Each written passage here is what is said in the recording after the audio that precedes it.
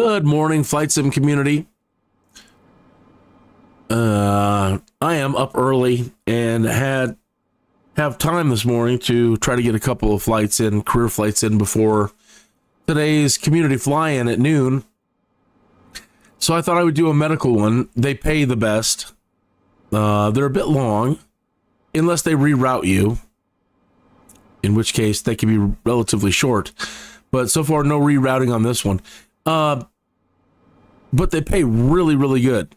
And it's, I've been watching everybody else create companies and the problems that they're having. So I'm in no hurry to create a company, and I'm trying to build up a huge nest egg or build up a bunch of capital before starting a company. So, you know, that I have, making sure that I have enough for insurance and maintenance and employee costs and yada, yada, yada. So I'm seeing a lot of people that have created companies and they've dropped down to 0 credits and now they're in debt and they're having a tough time. So I'm hoping to learn from everybody's mistakes and again, trying not to be in any sort of hurry to get a company going. A little bit bumpy flight this morning. We're getting gusts up to 30, 40 knots. And you're supposed to keep this patient. We actually have a heart patient today. So trying to keep this patient stable, they wanted us up to 12,000 feet. But again, these gusts up here, check this out. 12 to 20.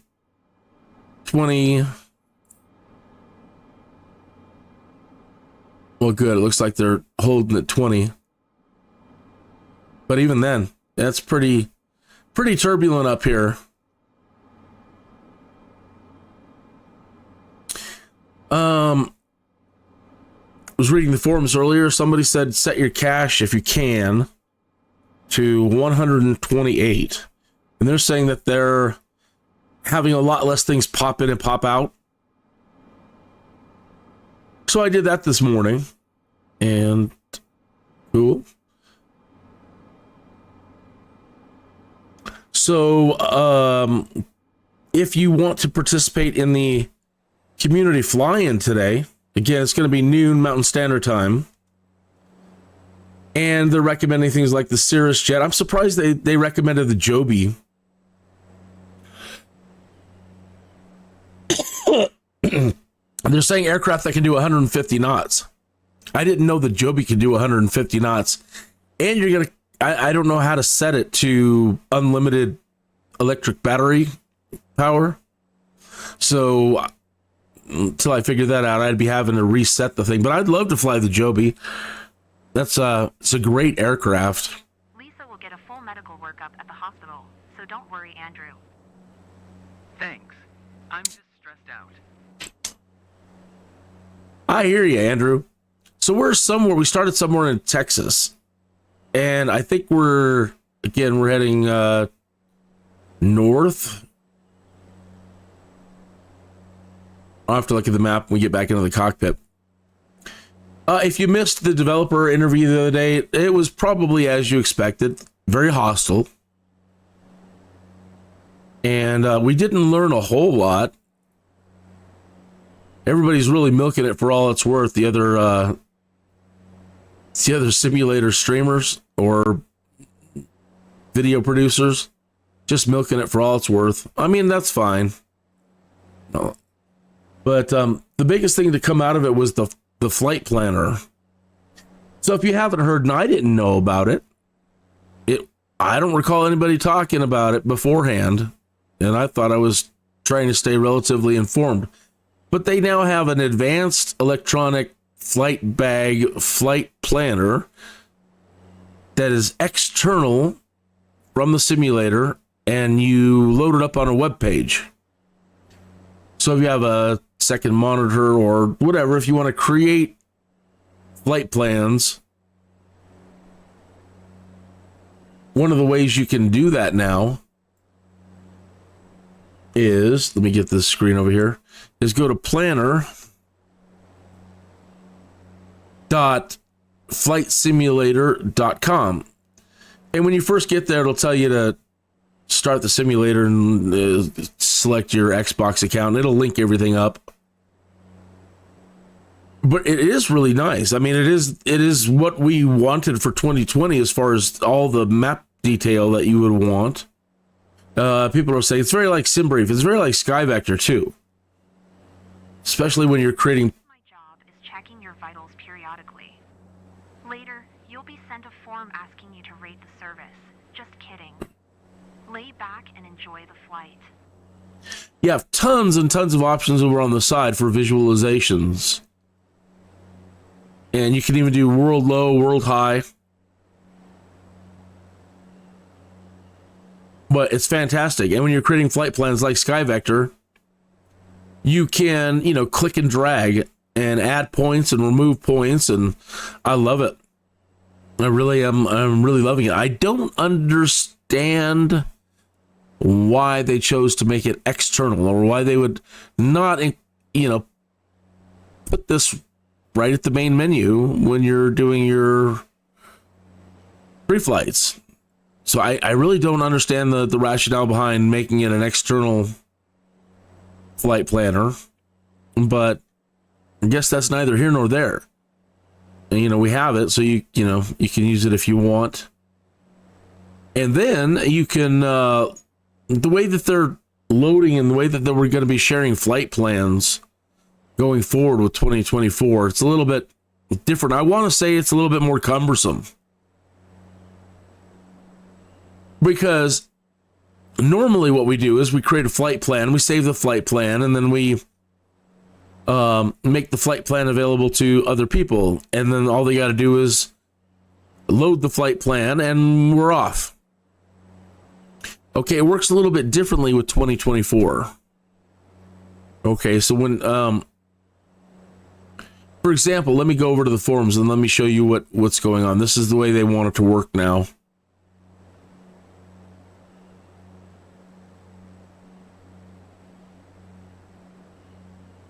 Okay, so here is the page. Let me copy this too, by the way. If you want the details on today's... Andrew, any previous medical conditions for Lisa I should be aware of? One moment, please. To make sure the medical file is up to date. No, nothing I can remember. No. Good to know. If you want... It's already noted in the file. Thanks. If you want the link to the forum page there, it's in the chat room right there. To all this information about how to get into the community flying today. Okay, so MSFS 2024 pilots on both PC and Xbox can import the flight plan from the new flight planner tool by clicking this link. Okay, and then this is what's going to pop open. It's going to open that flight planner again. Let me close it. Click it. Now watch, it opens up the flight planner. Okay. So now I load it. All right, so here's the flight plan. Here's what I was talking about earlier, like SkyVector or SimBrief. You can click a point and click and drag and add points and remove points, and it's quite lovely. In India, Mike Sierra 49er11, contact Fort Worth Center on One moment. 126.45. Good day. 126.45. Kin India Mike Sierra 49er11. Okay. Fort Worth Center Kin India Mike Sierra 49er11 12,000 feet. Kin India Mike Sierra 49er11 Fort Worth Center altimeter tree 0.35. Continue to Hurric as planned. 3035. We'll change that in a moment. Okay, so now we've loaded in their flight plan. So now how do I get it into the simulator? Well, now you have to save it. Right? So, and then you got to give it a name. So like Community 1. Hospital's just a few minutes out now, Lisa. And save the new flight plan. Already booked. Okay. Suite room service. Now, inside the simulator from Free Flight, you then have to go to the electronic flight bag and load it. So once you save it here, it'll be available in the simulator to load. But it'll load it from the main menu, and it'll allow you to spawn in where you want to spawn in. But at the moment, it's not, even if you select send to avionics, it's not sending it to avionics at the moment. So once you get into, once you spawn in, then you have to go back to the EFB and load it again. So again, it's actually a lot more cumbersome than just loading somebody's flight plan and you're on your way. But, you know, maybe that'll change and maybe they'll streamline it. And again, right now at the moment, you have to do it twice, send avionics twice. So hopefully they'll fix that too. But that's the way it's currently working. Now, if you want to share flight plans with other people, it works very similar. So let's say we created this, we go to save it, we give it a name, and then there's this button right here, copy link to share flight plan. So when you click that, you get a link. I'll do it right now, as a matter of fact. Copy link to share flight plan. All right, let's see what happens when I paste it in the chat room. Is that the same as above? Okay. All right, so in the chat room now, there is the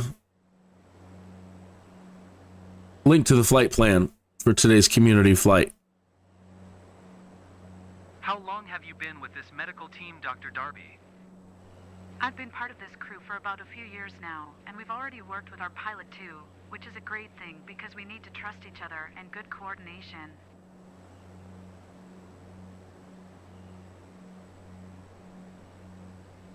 All right.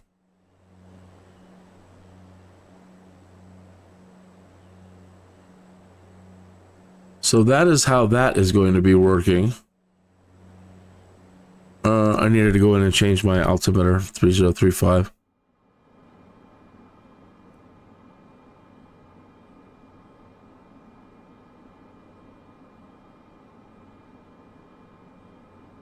This turbulence is really wicked.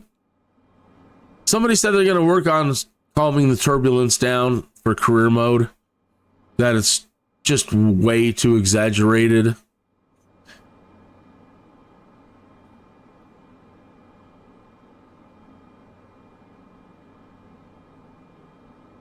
Or just too much in general. So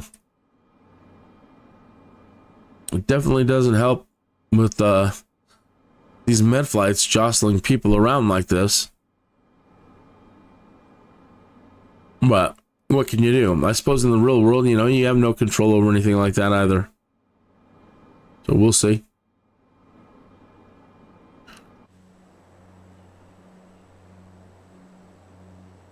The terrain actually looks pretty good. I think I have a lot of my graphics going towards terrain, though. I think I've turned off like grass and trees and everything else because, you know, we're up at 12,000 feet. No point in any of that running at all. One of the developers said, too, if you're just not happy with the way it's loading things, too, if you've turned on the options and settings to do a frame rate limiter, they said that can actually cause it. Any concerns or update about my wife's status? As we said, we're monitoring closely for any signs. So far, we're pretty confident. They're saying something like that could affect how much it's downloading, which I don't understand. Again, that doesn't seem to make any sense to me. You know, your frame rate shouldn't determine anything to do with how fast it's downloading, or maybe.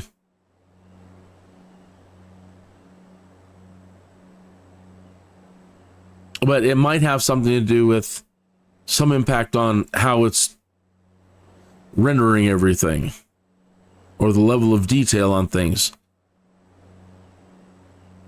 I don't want to put words into their mouth. I really recommend, if you did not watch the developer live stream from the 4th, that you do it. So people have posted it now on YouTube, but if not, you can run over to Twitch and watch it as well at the official Microsoft channel.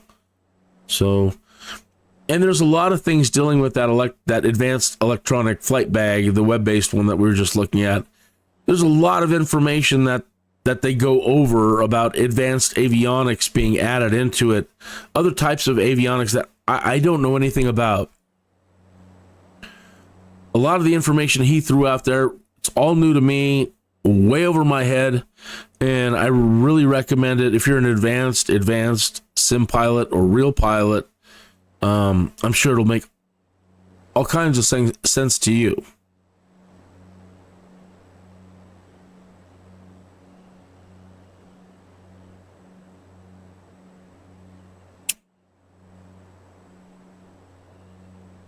I was hoping some of my friends from the UK would show up this morning. One of the gentlemen I was watching yesterday, he was having some technical problems with his stream. What will happen when we land? As soon as we're at Sedgwick County Health Center, the local medical team will take over. Lisa will be in good hands, and you'll get full update there. Don't worry. Okay, thanks for your patience. And I wanted to chat with him about settings and such this morning, and microphone settings. I really recommend, if you're going to do a live stream, do a couple of live streams and set it to private. Do some testing first. Listen to your microphone. Now, I've made plenty of mistakes in the past. I'm no expert, and I'm not trying to talk down at all to anybody. But what I really recommend is set up a live stream, set it to private, and start streaming. And then in the upper corner, you can link to your live stream and watch and listen to your live stream, either while you're doing it or after. It's easy enough to do it while you're streaming, to watch your own stream and listen to yourself. Listen to your microphone. Okay, so when he first started the stream, he was a little, he was kind of back further from his microphone, and when he's talking in a low voice, his mic sounds fantastic, but he gets very energized during his stream. And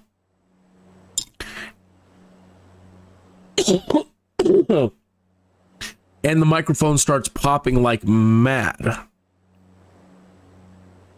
And it's really rough on your listeners' ears.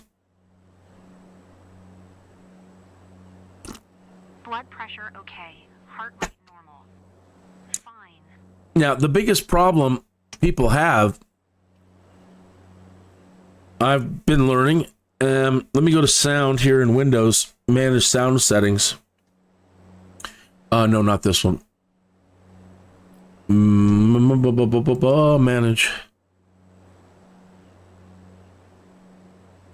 Manage sound devices. Oh, gosh.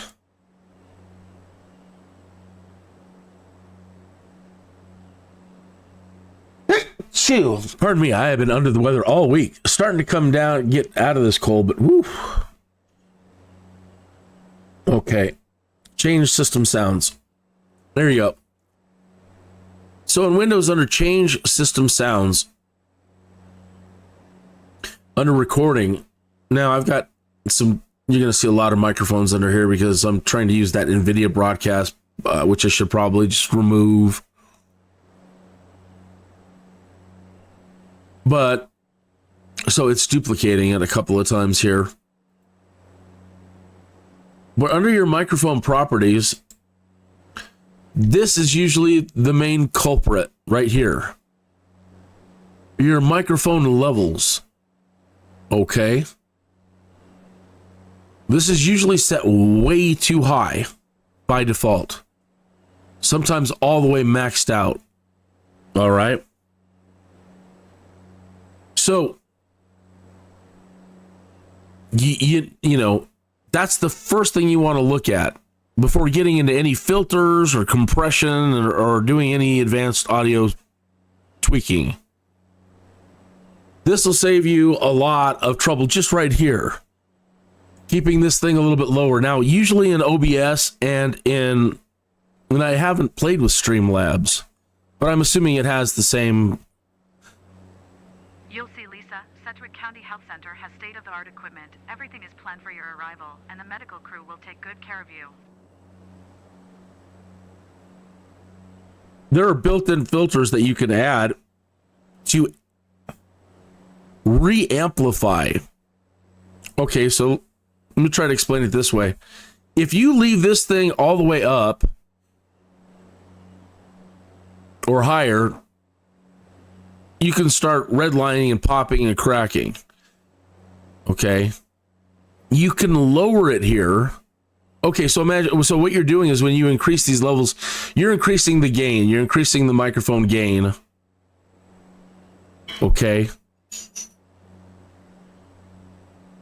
Now, adding digital gain doesn't really induce all that popping and cracking, and you can still redline, but it's not as bad at all.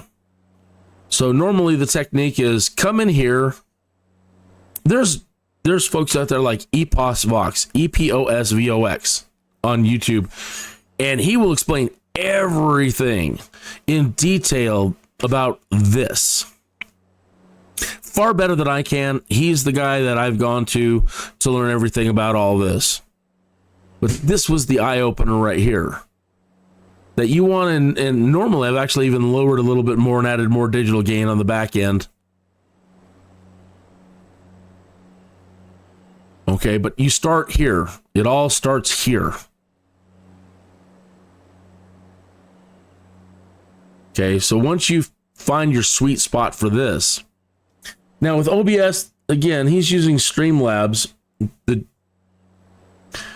Okay. But let me show you what a typical setup. Let me go to my mic audio here and open up the filters. I'm going to check your eyes with my pen lamp here. Okay. You can close them now if you feel it helps. So like I said, here, it's okay to lower it here on this end and reduce the digital gain or reduce the gain coming in directly from the microphone. And then you can add digital gain, which doesn't cause so many problems. So you see the first thing in my chain here is gain. Okay, so I'm introducing more amplification in OBS rather than at the microphone level. Then I've got a noise suppression set up and a noise gate set up. And you have a lot of background noise, loud fans, other things. You're going to love that. The 3-band equalizer. Now, again, I'm not great with this. I don't mess with this too much yet. I don't have the ear for it, really. But this is how you can make your voice sound a little bit better, a little bit more bassy or whatever. Okay. Now, here's where it gets interesting. Your compressors and your expanders. So compressors, even if you, basically the idea is that I can talk really, really, really quiet. And then if I got really loud, which I don't want to do, people are still sleeping. But let's just say I got really excited and I started talking really loud. Okay. The compressor will try to crunch it down for you. So let's take a look out here. Test, test, test, test. I'm trying to get really, really loud here, and you see that under my microphone output. It's starting to get into the red as I talk a little bit louder, but you see it's never really going into the red. So that compressor is keeping it from distorting everything. Checking your vitals periodically. Later, you'll be sent a form asking you to rate the service. Just kidding. kidding. Now, Back and enjoy the flight. Now, an expander, as I understand, works just the opposite. So if you're talking really, really low, and, you know, you're just nice and quiet, and you like to mumble, and, you know, those kind of people that just mumble everything, and you can't understand the thing they're saying. So the expanders is going to lift the levels. So if you're looking at the mic here, as I'm just leaning in and mumbling really, really quietly, you see it's still pushing it out in the 20 to 10 decibel range.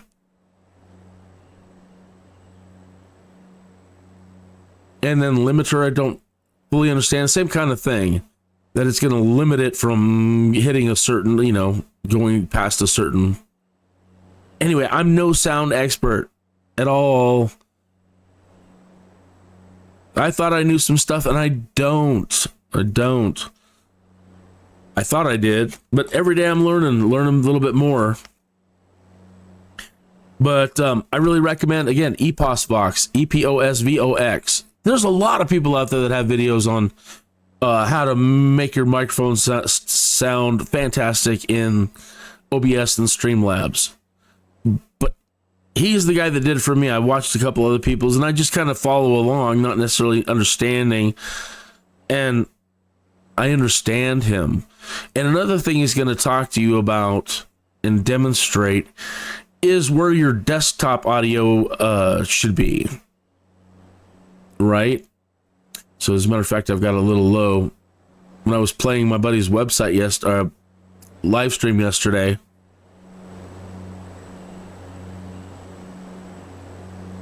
his audio was really loud, so I had to lower this. But as you see when I'm talking, it pretty much... What will happen when we land? As soon as we're at Sedgwick County Health. Let me talk right over the top of that volume, that talking going on in the simulator. I'm doing that on purpose right now to have you look at these levels as I'm talking over it. Okay, so you see that when I'm not talking, the desktop audio, let me close this and show you the filters that he's got to set up for that. So he's got an upward compressor and a compressor that he'll have you set up. That's going to do kind of the same thing for any audio that's in your game that's really, really quiet. It'll boost it so that it remains up into the 30 and 35 range, 35 decibels. And then the compressor, again, is going to keep it in that range. And he's like, that's where your desktop audio needs to live, in this range right here.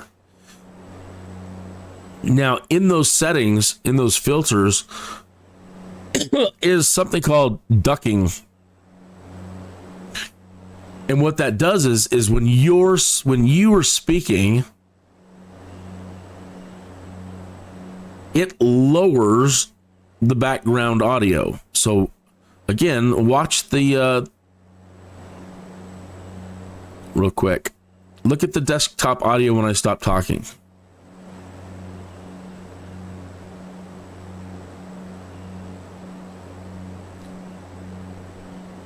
It's too bad they're not doing any dialogue right at the moment. But as I'm talking now, you see that the audio levels drop way down.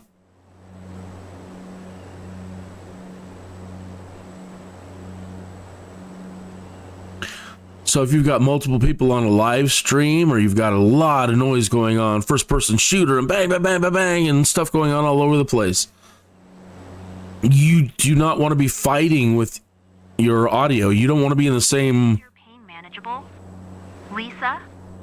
If you hear me, squeeze my finger. 1 is a yes, 2 is a no. Pull my finger, Lisa. So if you were watching it there when they were talking, I think I've got it a little bit lower. So they're right in here when they're talking.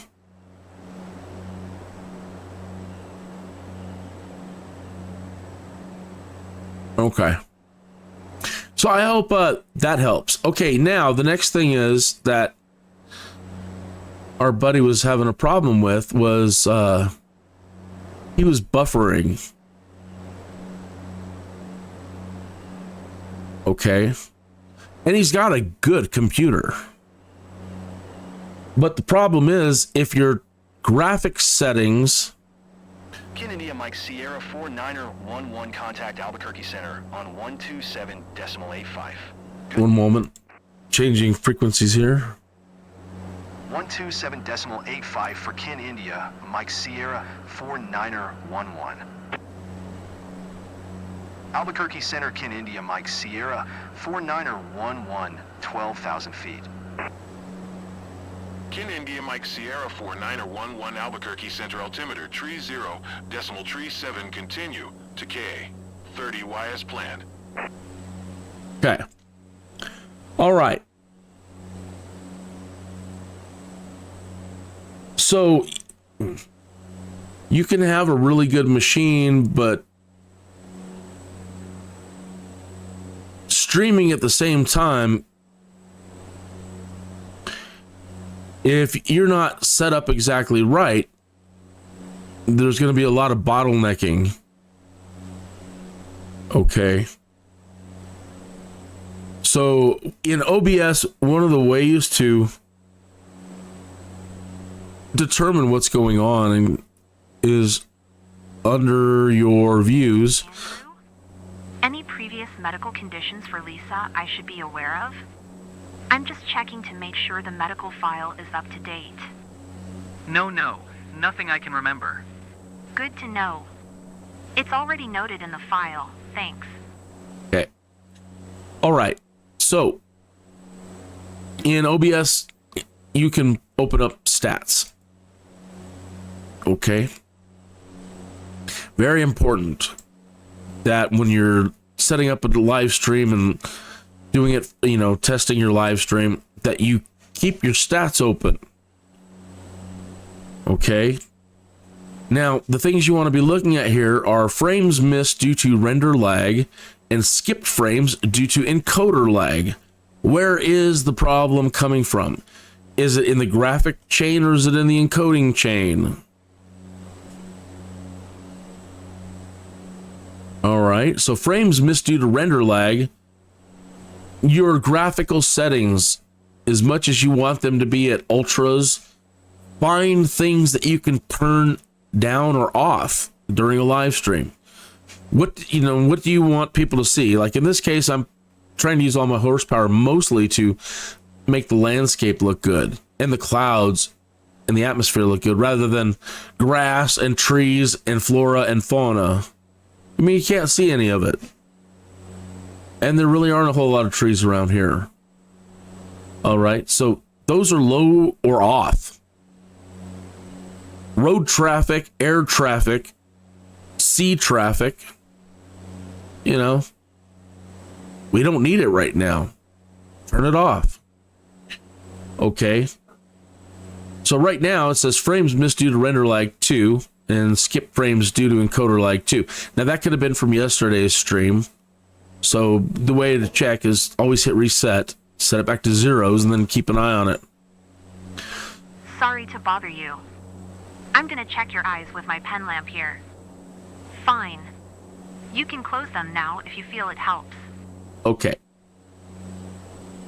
So one way to find out if it's going to freak out is go to the simulator and spin your camera around like mad. Pardon me for doing this to you. Normally I don't do this, but it's for demonstration purposes. Spin your camera around and get your camera going crazy. Right? And while you're doing this, make sure, again, as soon as you're done doing this, go back out there and check your stream. Watch your stream. Watch what happens when you do this. Okay? So do something like that, and then watch your stream and see if it starts buffering. And then we'll go check our stats again here in a moment. Let me get my camera repositioned. Okay. So now let me go back and grab stats. Okay.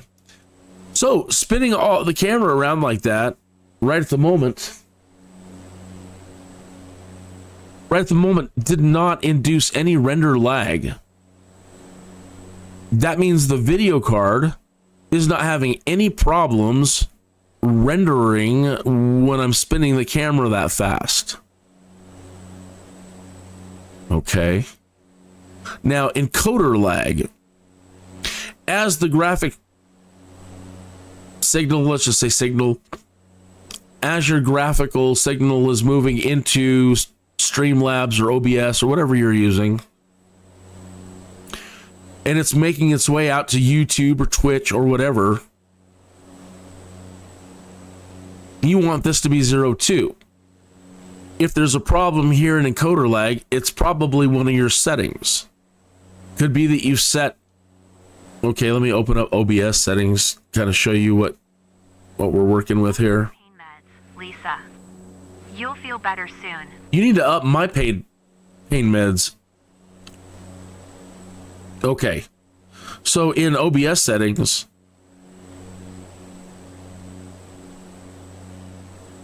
under my output for my stream here, right? Currently, and I could set some of these more aggressively, but don't really need to. Like bitrate. And you've heard how bitrate is everything. And it really kind of is, especially if you're trying to put out a stream that's, 2560 by 1440, or you're trying to do 4K. You're going to need 30 to 50,000 kilobits a second. If you're on YouTube, you can open it all the way up to 50. All right. You need to make sure that the keyframe interval is set to 2 if you're on YouTube. So if something like just as simple as that, if you don't have this set right, the keyframe interval, it can cause a problem. Okay. Your presets here, and I don't have it set to best quality. I have it to better quality, but you might want to, again, watch your stream and look at how it looks under all of these. I don't think you're going to notice a whole lot of difference. And then tuning, I've got it set to high quality, and then multipass mode. And you can even go better than this, but this is where I'll start redlining. Like when I try to do 2 passes full resolution, I just don't think I've got a good enough computer for that yet. With NVIDIA, you have something like psycho visual tuning. Everybody says just leave it on. And what it does here, it says, enables the encoder settings that optimize the use of bitrate for increased perceived visual quality, especially in situations... Lisa, I'm so proud of you. Especially in situations with high motion at the cost of an increased GPU utilization. Okay. Now, again, another thing that can be super, super, super important if you're not aware is your video encoder, and I can't access it while I'm live streaming. But I'm using the NVENC H264. There's an NVENC H265. And there's also a new encoder style out there called AV1. Right? Now, everybody's really going crazy for AV1, and I haven't kind of totally got my head around it. I've done some tests. And AV1 is supposed to allow you to output a much better resolution at a much lower bit rate. Okay, so this makes a huge difference, especially if you've got it set to something like X264. X264 is just using your CPU to render your live stream. Whereas these NVENC H264s, 265, NVIDIA AV1, it's using the graphic card as well. Okay. So some of you may not have a really great, 40, 70, 80, or 90. And so it might be tough for your video card to render the flight simulator as best as you want it, as well as live streaming it.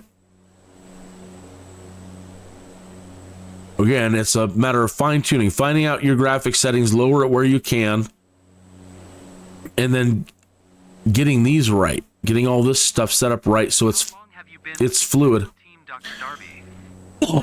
I wish they wouldn't repeat now, and we've already worked the text so much which is a great thing on the medical flights. and good coordination.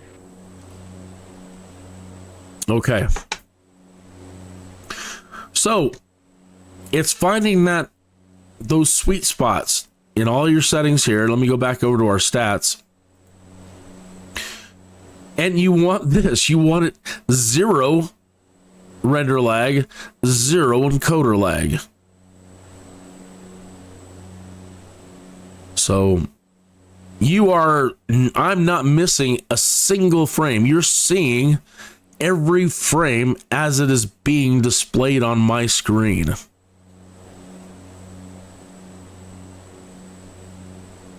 This darn cat. One moment, please. You're a pain in the ass, man. Go.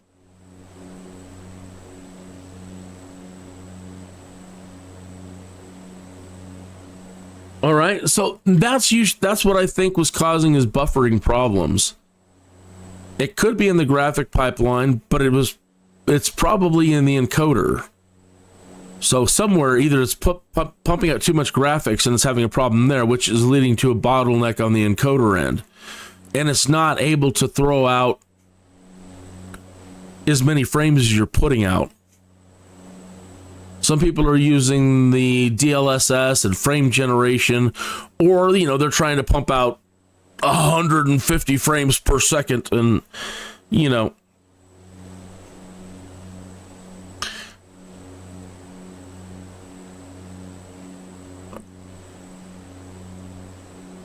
Anyway, you want it liquid in and liquid all the way through the pipeline. And by liquid, I mean just smooth, So, yeah. And again, Just a few minutes out now, Lisa. It's not a few minutes out. Already That's a lie. Deluxe suite room service.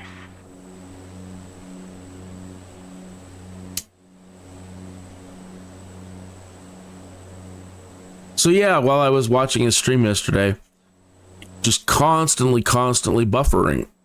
It happens. It happens to everybody. Don't worry about it. There's always another stream. Lord knows I have had my share of problems, but I'm happy to try to show you what has, what I've learned and what you're shooting for now. So yeah, I've got the simulator set up to where it's not having any problems rendering any frames. And currently I don't have an FPS up. An FPS monitor. I don't really care. One other person out there that's doing videos for Microsoft Flight Simulator, he was trying to say that 45 frames per second is all you need. I would say 48. But I was happy to see his video because I've been trying to make that point for a while.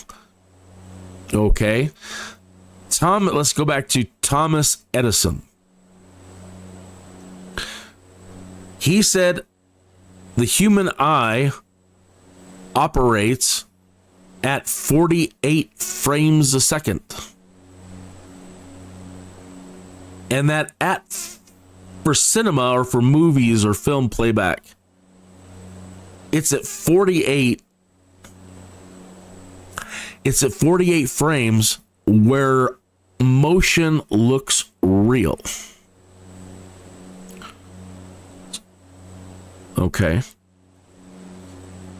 So, Anything I can do to help, Doctor? Just having you here is a great thing, but thank you. So if you can't put out 60 frames a second, it's okay. It's okay.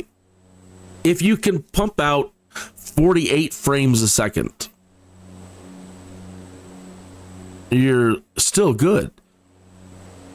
Back in the past, they're like, well, your computer is not fast enough to be considered good enough for testing purposes. And what they used to say in the past was you have to have a computer that can do above 36 frames a second for it to be considered a computer that you can actually do testing on and learn on. And I think pretty much everybody can do that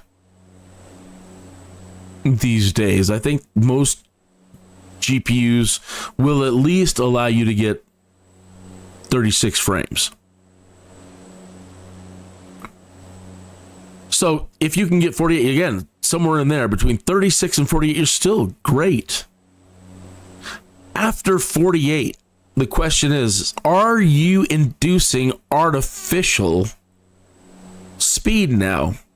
Is it more real if you go above 48, or is it artificially fast?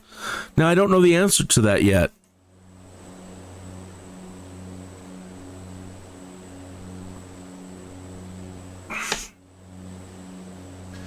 So I can make this system do what I want by being proactive in changing your graphics settings and doing different things here on certain live streams, just trying to make it go as fast as we can for like the jet fighting, flying, and the challenges. I think we've got this thing up to 150 to 170 frames per second. You'll see, Lisa. Sedgwick County Health Center has state-of-the-art equipment. Everything is planned for your arrival, and the medical crew will take good care of you. But again, unless you're doing something like a challenge where, you know, you might want as fast as you can make the machine go. For something like this, again, I don't want the graphic card to work any harder than it has to when I'm trying to do a live stream. So my goal is not to get max FPS for this. My goal is to get it to where the motion looks real in the 48 or above range.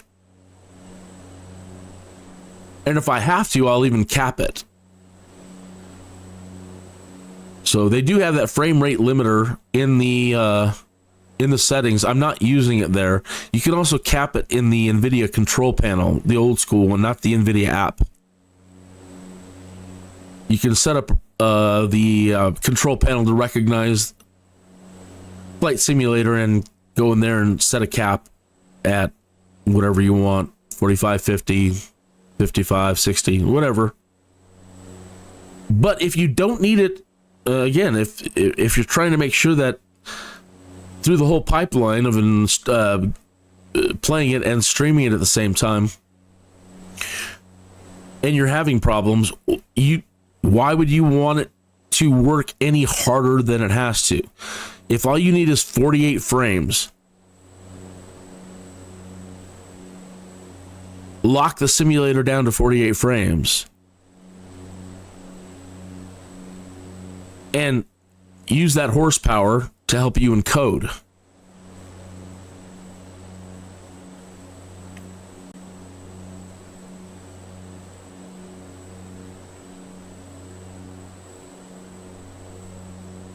So we've been running this whole time now. If you've been keeping an eye on the stats, we still haven't had any problems. It's both 0 and 0.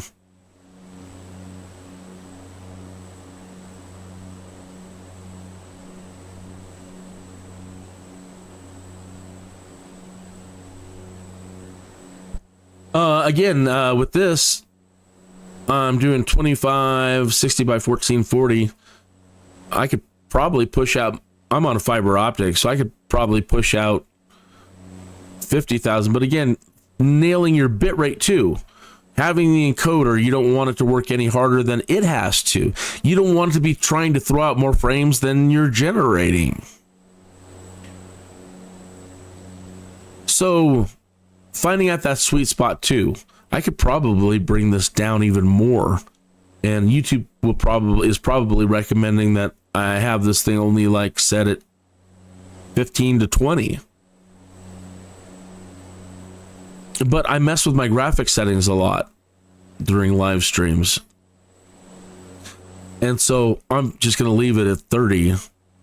And again, if I move up to try to do a 4K stream, I've got to set this all the way at 50.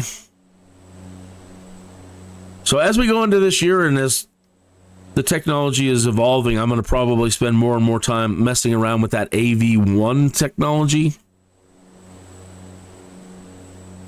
Not that I have to. Again, I think it's because, you know, they want to find solutions to help people stream really, really good at really low bit rates. But with fiber optic, I don't have to worry about any of that. The last computer I was on, absolutely. It was just a mid-range Dell. So yeah, having the AV1 option is far out. But Blood pressure okay. Heart rate normal. Fine. she almost sounded disappointed. All right, so I hope that helps. I hope that if you're thinking about live streaming, some of what I talked about there helps you out.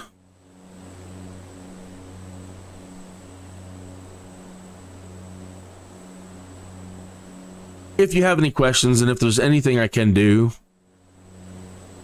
to help you, I'll help you. If you want to live stream, and I'll watch your stream and I'll offer any help I can and try to help you work out the problems. So don't hesitate, man. Don't hesitate. I don't mind helping at all.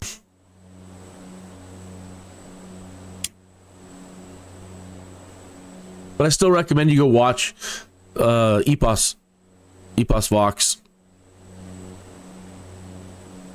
Somebody that really knows what they're doing.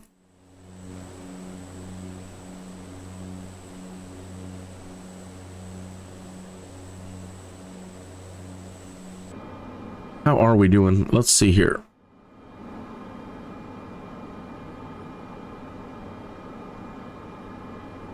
You got to be careful on these medical flights. The way it's set up in the GPS, when you hit top of descent or right before top of descent,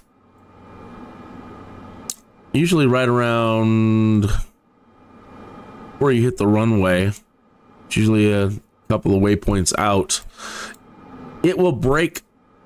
It doesn't go into approach mode.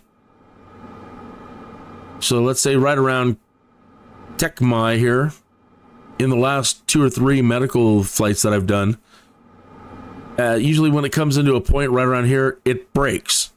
It doesn't go into approach mode, and the plane just turns one way or the other. You learn to manage it with experience. And just starts flying.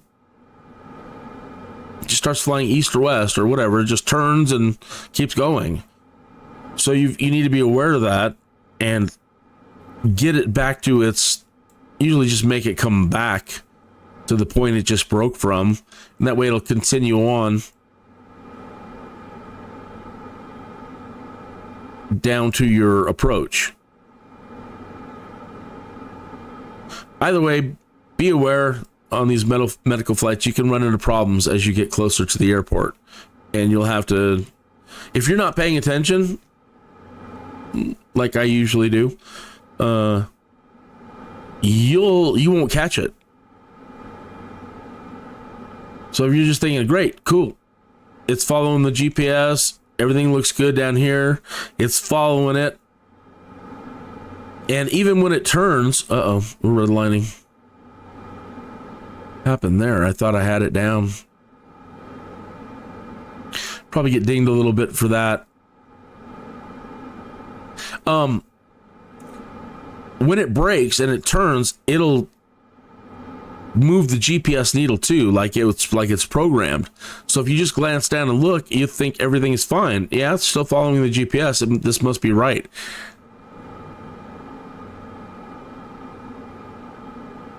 But it's not. And I haven't let it go just to see if it ends up correcting itself. But after 3 hours, you're just ready for the thing to be over, and I don't want to fool around anymore. Just get back to your flight plan and get landed. So yeah, if you're not paying attention, plane will turn on you, it'll look like it's doing the right thing, and next thing you know, you're 100 miles away, and now you got to turn back around and Pain in the butt. Please update Lisa's medical file and send the update to the ground team.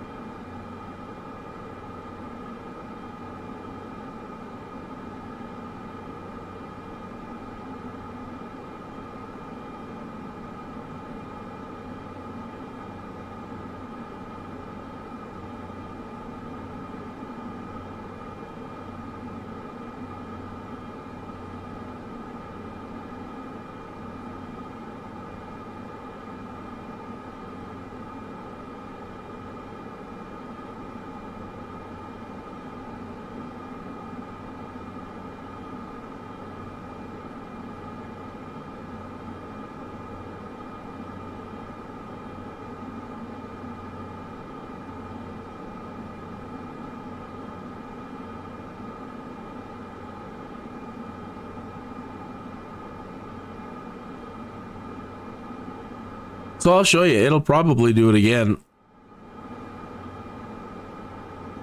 So we'll just keep an eye on it, but I expect at some point it'll break again.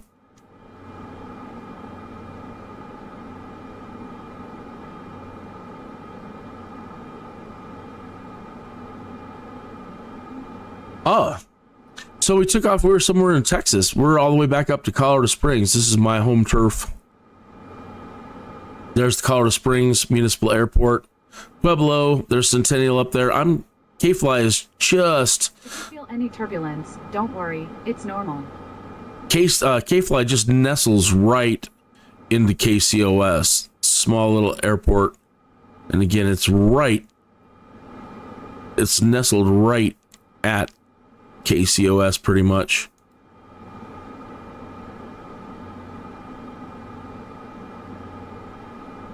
Another thing I forgot to do if you're doing these and you're in the caravan is, and I don't know if it dings you or not, but your separator.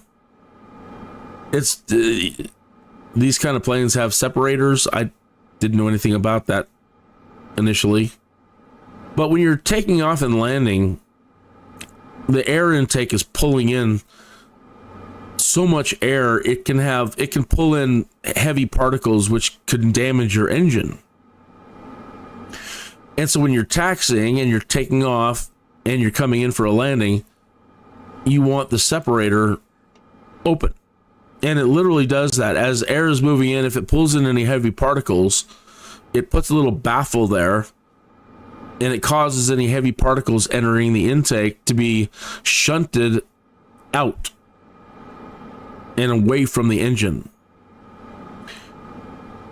And then after you get up off the ground and you're high enough, go ahead and turn it off. So that's what that does. You can't really mess with your mix in the caravan. I'm finding on all these career missions anyway, in general, that the more fooling around you do, the less good you do. So if you're like me and you love messing with your mixture and your propeller and you like trying different configurations to see what gives you, the best fuel consumption or whatever, sometimes they ding you on that, and I don't really fully understand that. Full medical workup at the hospital, so don't worry, Andrew. Thanks. I'm just stressed out. I love leaning the aircraft when I can. I mean, to where it's just basically running on fumes. Getting great speed, we're moving through the air. I'm not creating any extreme heat in the engine, not built up any pressure. And I've got it leaned out as far as I can. And then I'll go to land and they'll say, well, your plane handling or whatever it was, much lower scores. So I just kind of now leave it. I've even turned on automatic leaning at the moment. Let it lean it where the hell it wants, and I don't really. I did mess with the propeller here a little bit. I did not know that actually by lowering your propeller, you can actually get faster speeds. So with the propeller all the way up, I thought you would get maximum speed because it's, you know, it's really chewing at the air and trying to move you through the air, and doesn't seem so. So I seem to get much faster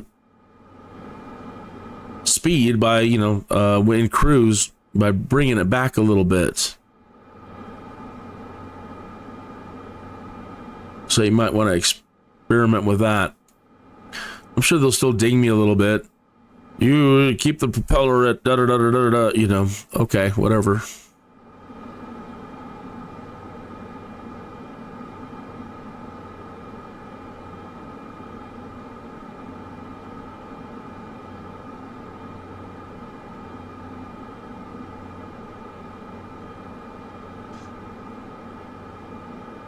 So this is off the books flying. I didn't make it another episode. It was unscheduled, unplanned, but I had some time this morning to do some more career stuff. My wife's status. As we said, we're monitoring closely for any signs. So far, we're pretty confident. But today at noon, my scheduled stream, I'm going to be doing, I'm flying along with the community fly-in today. They're doing the from Grand Canyon to Las Vegas. And it's open to everybody, and everybody's invited to participate. And in the chat room, the first hyperlink I've got there is to the forums to get all the information that you need for today's community fly-in. I've got it duplicated in my description, but I don't have the links to certain things like the flight plans. And then the second HTML, or the second hyperlink there, is to the flight plan itself. For if you have 2024, it'll load the flight planner.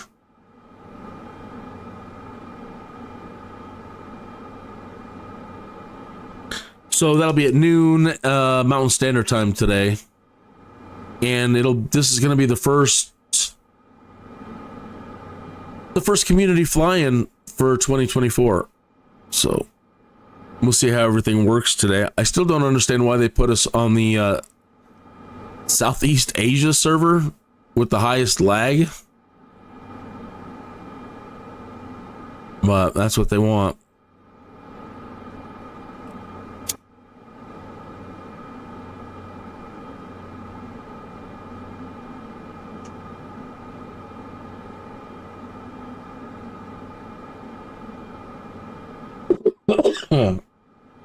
Excuse me.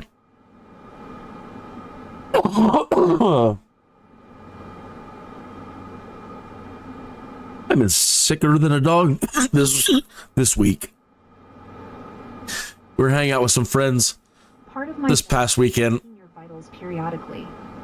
Later, you'll be sent a form asking you to rate the service. And they've got some little kids that were all running around with snotty noses, and I'm pretty sure that's where we picked it up. It's been tore up all week.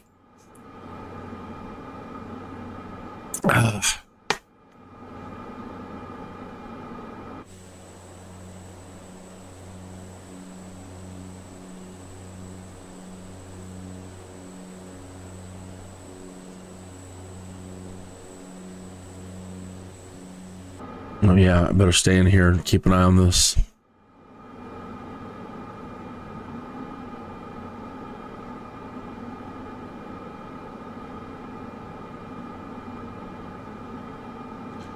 I should probably just preemptive strike it now and just tell it to go right to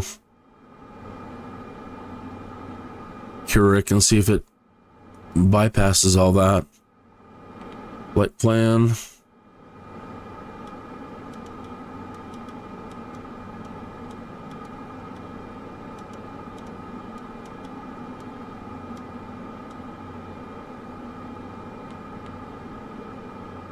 Do a direct to Curic enter, activate. So we'll see if that, if I can stop it from breaking by telling it just to go directly now to Keurig, and we'll see if it goes into its, takes us to the right gates and allows us to do the approach right.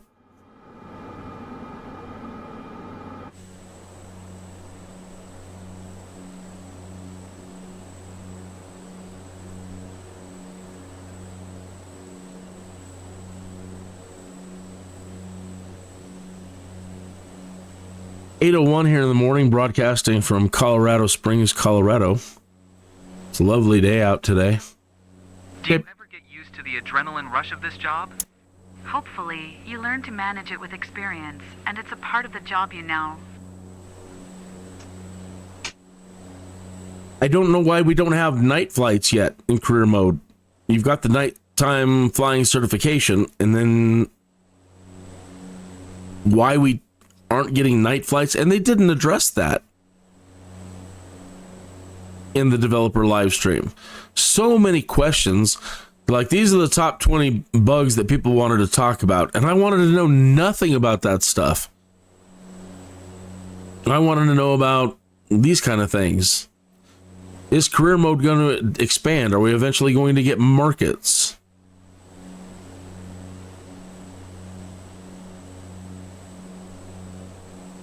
Why don't we have night flying?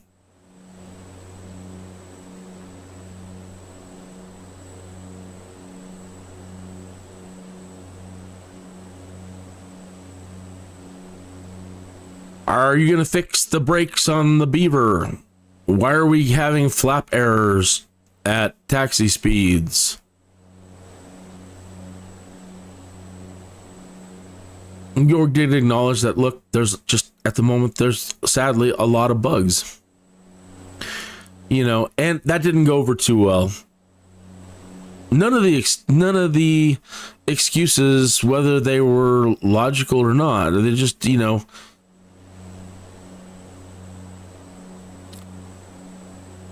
not going to fly sometimes with a lot of people in the community.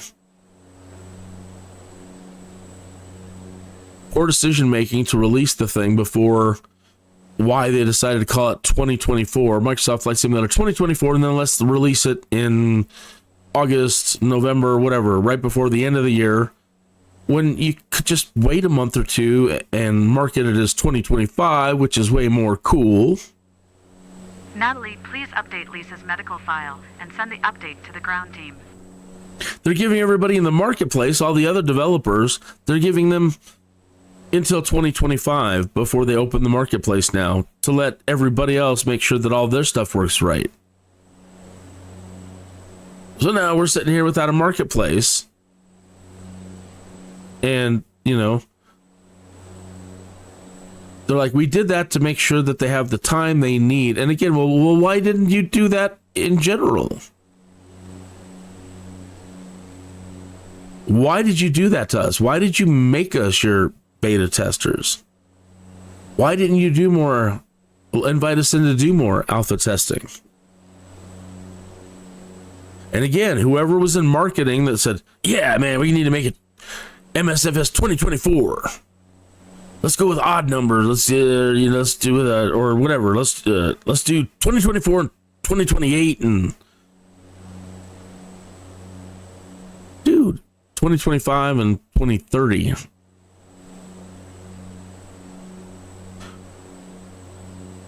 Way more powerful marketing.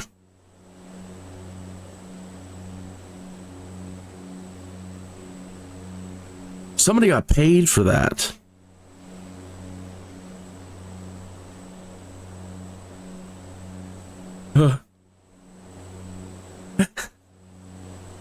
Not laughing at my own joke, but I am laughing at, you know, just, you know how like when a dog gets confused and it turns its head sideways and its eyes get big and it, you know, it's like, what? That's where my head went. It went sideways. My eyes kind of got a little bit buggy and, huh?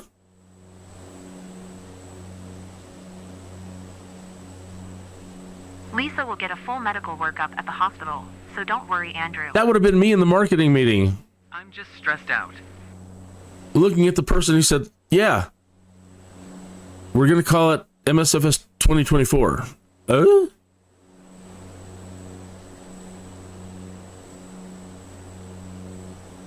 That somebody didn't disagree with that is another, So I'd have been the one. Now, wait a minute. Wait, hold on a darn minute.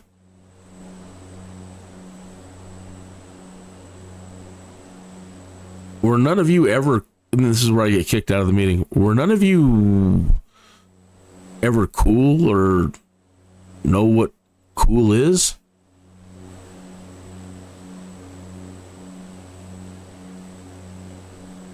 How do you define cool? It's hard. I can't really. I'm sure if I sat down and tried to academically explain why 2025 is more powerful on a psychological level than 2024, give me a week and I will come up with an academic paper for you. But to keep it simple,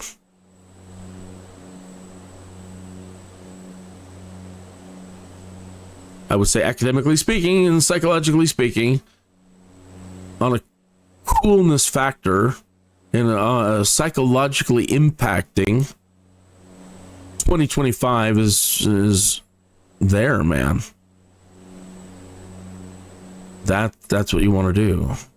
And then, look, I know you want to hurry up and release another one as fast as possible and do this again.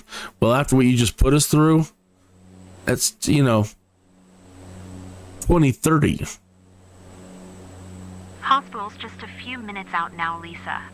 And that's more powerful than 2028 and 2029. Lux suite room service.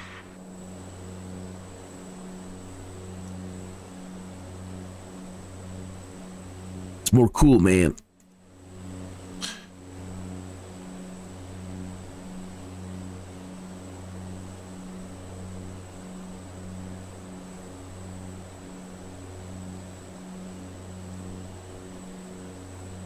So to make it up, they're going to give us 4 free planes. Okay.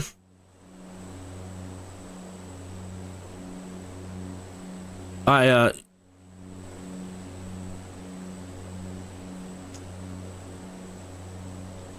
don't really care, and that's why I bought the standard version this time around. Look, I was all about supporting them completely because they were even coming back and making another simulator. I was just so overjoyed, as we all were. I mean, prior to them coming back, we never thought Microsoft would ever come back and do simulator. It was, one of those, hell has to freeze over before that happens. Well, hell froze over, I guess. And so, hey, let me throw as much money as I can at you. And so getting the deluxe version, ordering this and ordering that. But this time around, I mean, even when I ordered all that, I mean, there's so many planes that I've never flown. I have no interest in flying. The whole point was I'm learning. I'm not a real pilot. But after Microsoft Flight and after Microsoft FSX and after X-Plane, I want to crack down. I want to learn. I want to watch every flight video I can. I've been part of this crew for about a few years now, and we've already worked with our pilot too, which is a great thing because we need to trust each other and good coordination. I want to know what's required to go take these tests in the real world. So then it became, so having all these planes makes no difference to me because I'm just, it was all about learning. Now with the career stuff, cool, but overall still it doesn't matter to me. I bought the Sky van And I bought the Honda Jet because just cool. Skyvan, I really want for career, because before 2024, this last year, was all about trying out NEOFLY to do a career and see how far we could advance before 2024 came out, and did really good. Especially when I didn't create a company, but I was hiring pilots. We made 9 million credits, and then I did a world tour.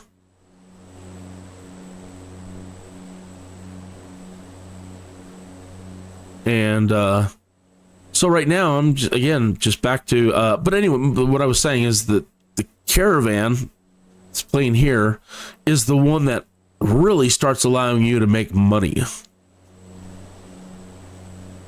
And I fell in love with it and used this as much as I could for the world tour stuff, because I would need to have a plane that I can travel, put a bed in, and live in.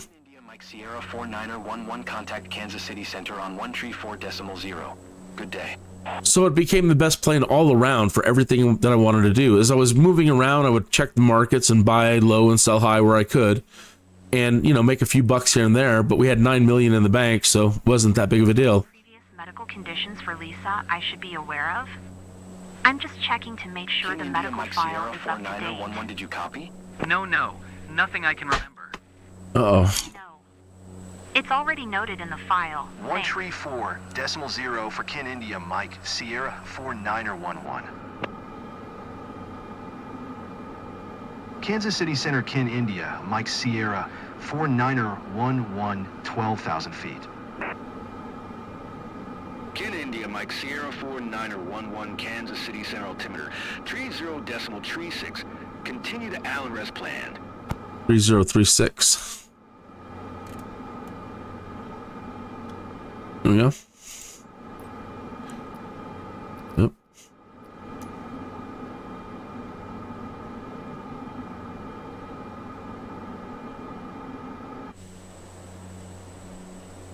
So yeah, a plane I could live in and a plane I could still use for cargo as we were doing the world tour stuff.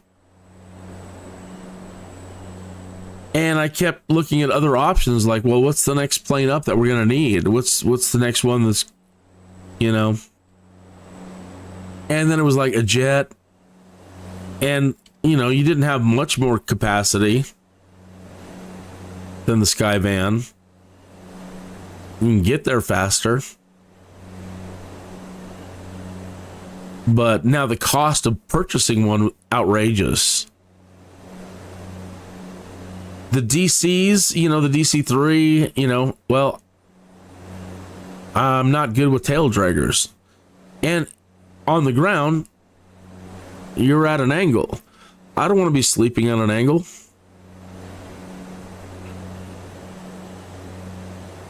And then after that, it's just much, much, much bigger planes. So, well, now that's way too much. And the price on them is crazy.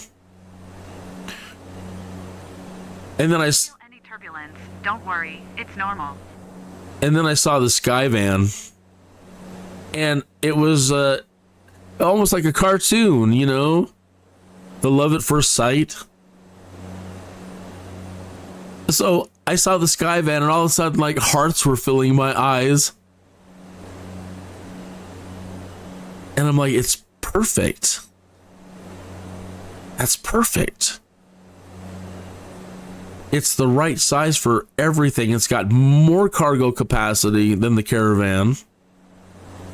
You can stand up when you're walking around the back of it.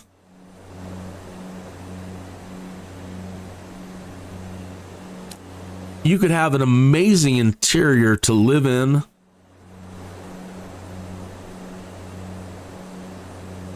And very powerful, and it's not a tail dragger.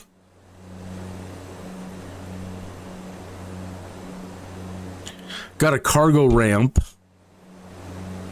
Well, not necessarily a cargo ramp. It's got a rear hatch.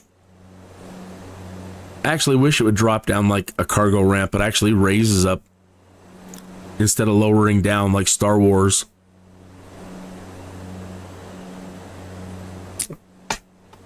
And then I find out they don't make them anymore. They're the ones that are still in existence, or they created the thing for World War II.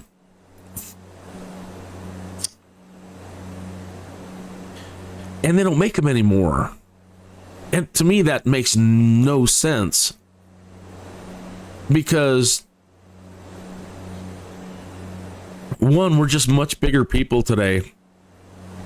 And having these small general aviation planes for you and your friends, you're not going to be going too far with everybody being so heavy these days, plus your cargo. Natalie, what will happen when we land? And so... County Health Center, the local medical team will take over. Lisa will be in good hands, and you'll get full update there. Don't worry. Okay, thanks for your patience. Even these are ridiculously expensive, and that to me is a tragedy, because this is the aircraft that I think most people need today. You know, your soccer mom, it allows you to be heavier. And it allows everybody else to be heavier. And you can carry all the stuff. And this is, to me, the ideal plane for the average person. Average family, or whatever. Average business person. And again, crazy expensive, like $5 million. It's ridiculous.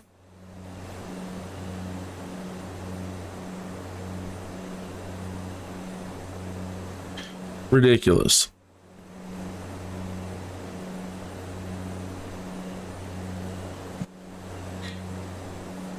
So I would have brought back the Skyvan quite a while ago, and I would have made them as affordable as possible. They've been freaking out. Oh my God, we're not going to have enough trained people to run the aircraft aviation in the next 20 years. Well, look what you've done. Look what you've done. I understand the need for it to be incredibly complex because you're dealing with, people flying in the air. But at the same time, for the average person to want to get into aviation, it's so restrictive, and it's a rich man's game on top of that. You really have to have a lot of things going your way. I'm gonna check your eyes with my pen lamp here. Fine. You can close them now if you feel it helps. You have to have a lot of things going your way to allow you to just, I'm gonna go learn how to fly and fly.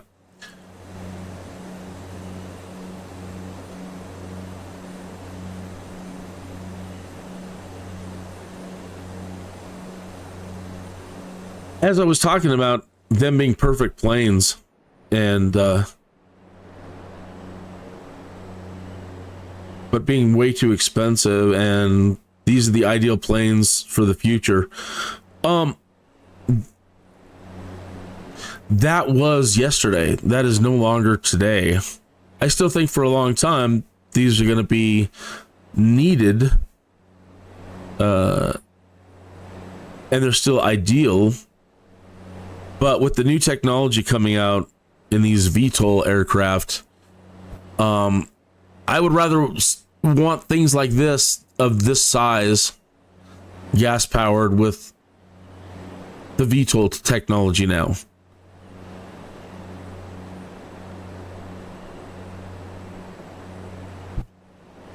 To me, there's no point going backwards or even sticking with these kind of aircraft anymore.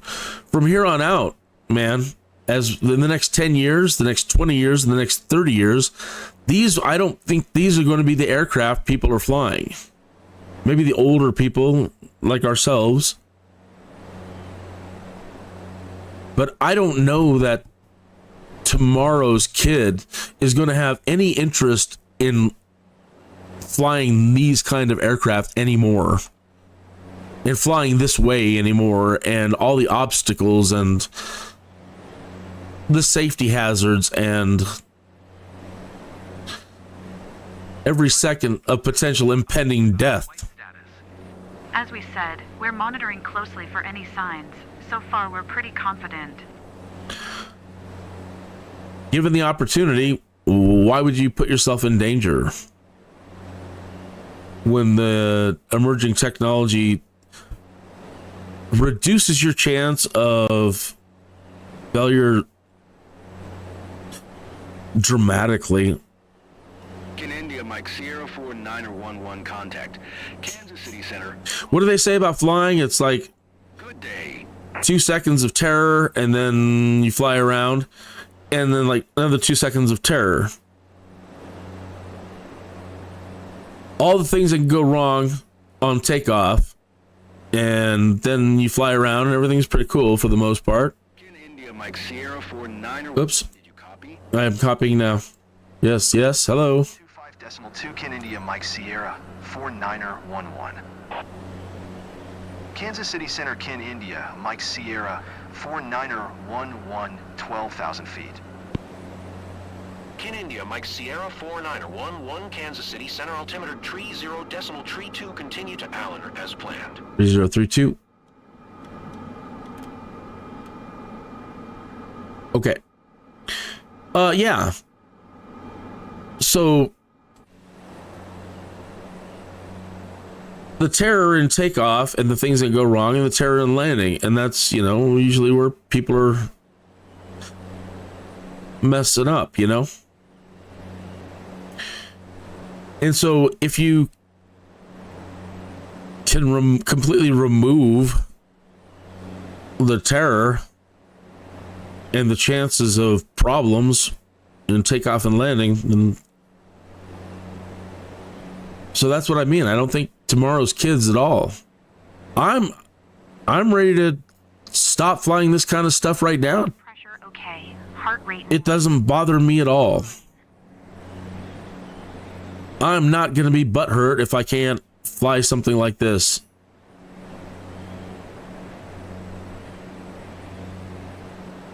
I would much rather fly the Archer Midnight if I could get it to work right. I still haven't completely figured it out, and the manual makes my head spin, and I don't have a 2-joystick setup, and blah, blah, blah, blah, blah.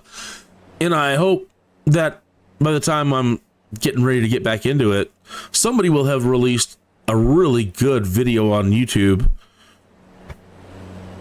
on how to operate it perfectly with one joystick.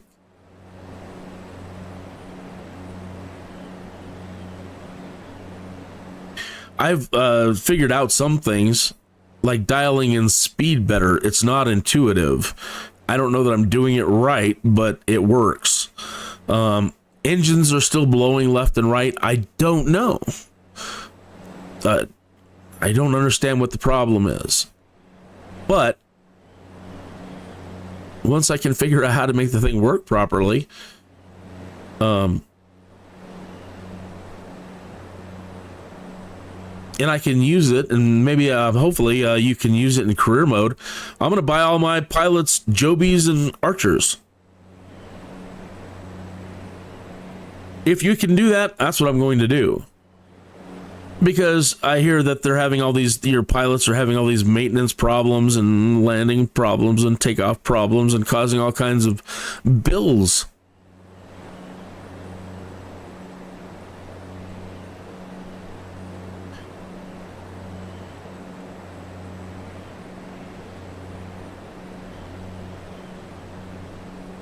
If you have not tried the Joby or the Archer or the Jetson even, although it's a flying Ginsu.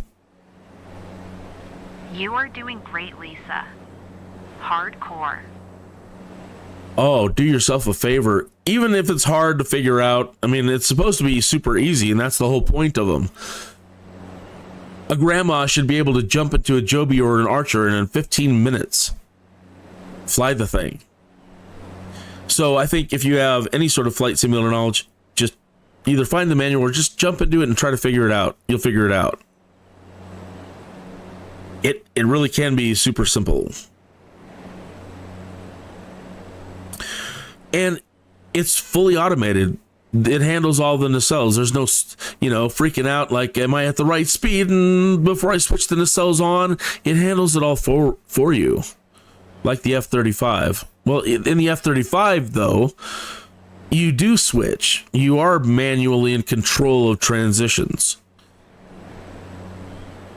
With the Joby and the Archer, you go up, and then if you tell it to go forward and you're going forward fast enough, it's just going to transition for you into forward flight.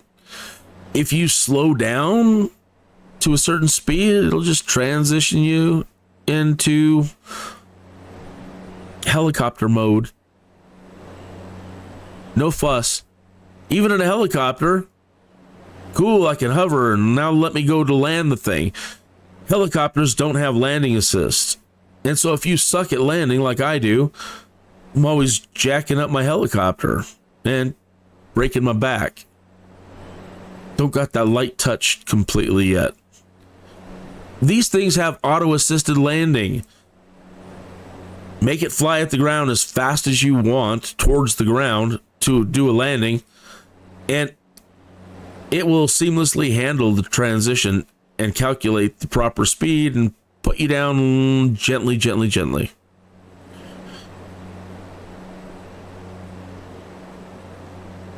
Upping your pain meds, Lisa. So when flying becomes a matter of survival,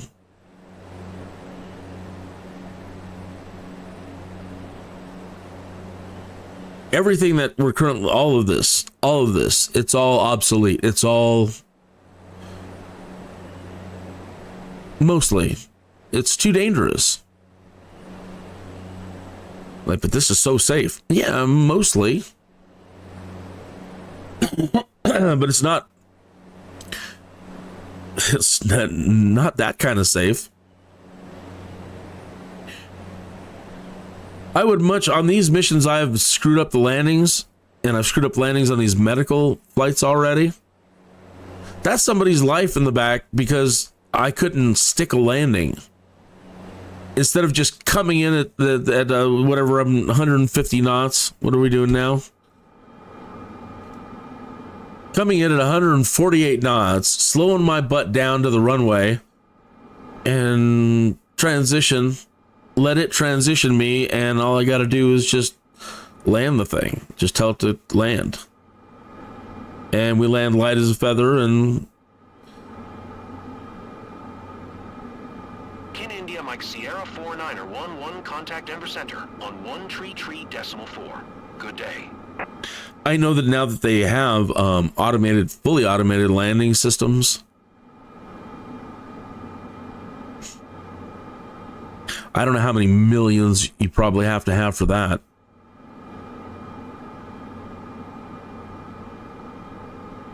Kin India Mike Sierra 49er 11, did you hear my last transmission? We did now, sir. Go to 133.4 Kin India, Mike Sierra 49er 11. Denver Center, Kin India, Mike Sierra 49er 11, 12,000 feet. So while it has been an absolute Sierra 49er 1 joy, tree 0.3 for continue to DYLLN as planned. And stay strong, Lisa. pride filling, how do I describe that? One can feel very proud for learning anything beyond flying in a simulator as just some entertainment. You've put in time trying to learn as much as you can about flying and apply it all in the simulator, then, I mean, that really is it's a big deal. And you should feel very proud about your accomplishments. If you do it for real, you're on just a completely different level. I mean, you're a superhero.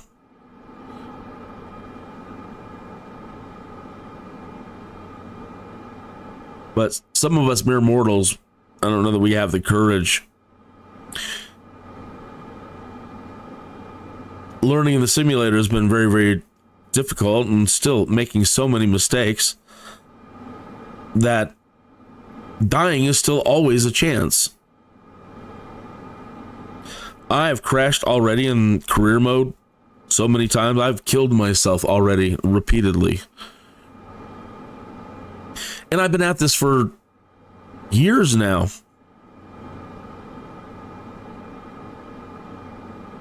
One bad day off moment, 2 seconds.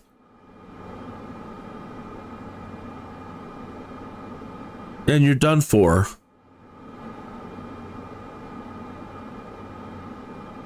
So I'm not going to be butthurt at all saying goodbye to all of this, no matter how fulfilling it has been learning it all. I have loved I'm glad that I can jump into now, I would think, most any aircraft,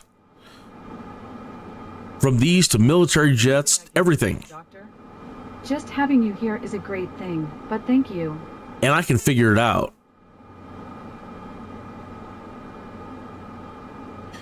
Put me in anything, I'll figure it out now. That whole idea that everything that you learn is scalable, you know, it translates up to a point. The military jets are really, early on stuff is really foreign, possibly intentionally. And then you finally make it up to the 35 and it's all back to where it should be.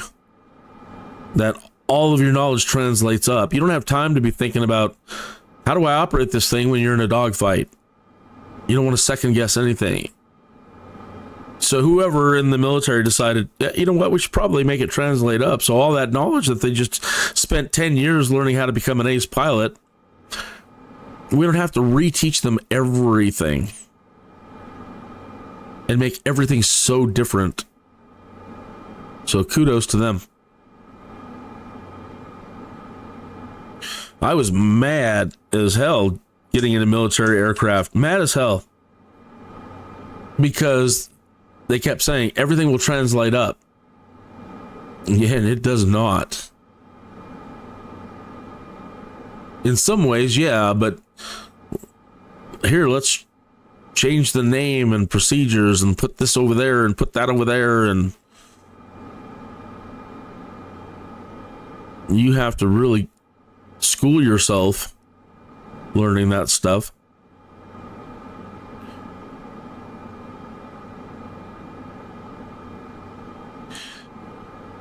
Man, these gusts are horrible. They've been horrible this whole flight.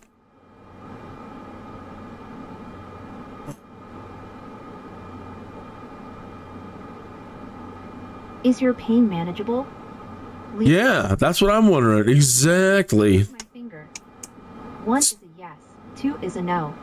2, Lisa. 2. Pick door number 2. You need some Marazine for the motion sickness too, as well. And I'll take some. Ugh. I love coming back here for the smoke break. Where are we at? Oh, we missed the smoke break. It's 34 minutes past the hour. On a fine Friday. This is where I imagine Loverboys, everybody's working for the weekend playing. Now I hope it's stuck in your head too. At least a clip, you know.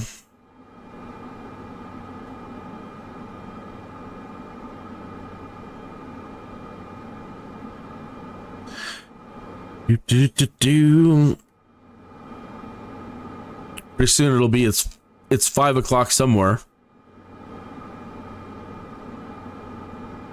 So yeah.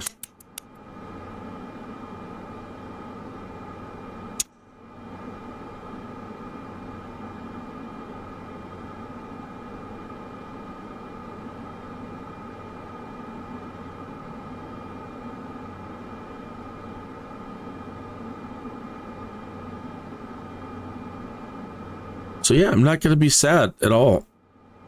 It's all been time well spent. And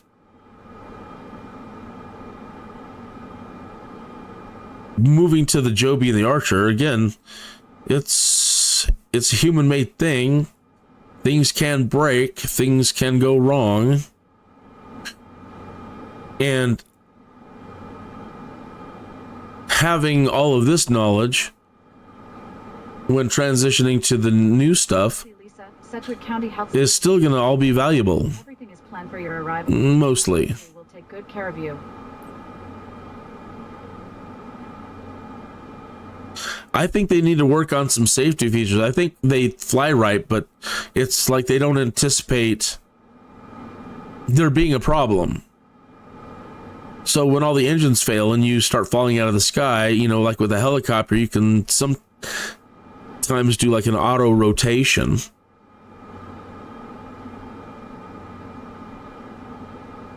And that's something I'm going to want to start trying in those things, because when the engines have failed, you just fall right out of the sky. And there's no stopping.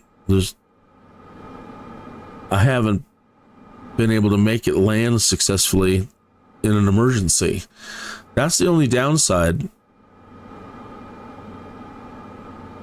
And I don't know that it has enough, well, maybe the Archer, we'll see about having enough of a wingspan, enough aerodynamics that you can do the glide thing and try to find an open spot and road, whatever.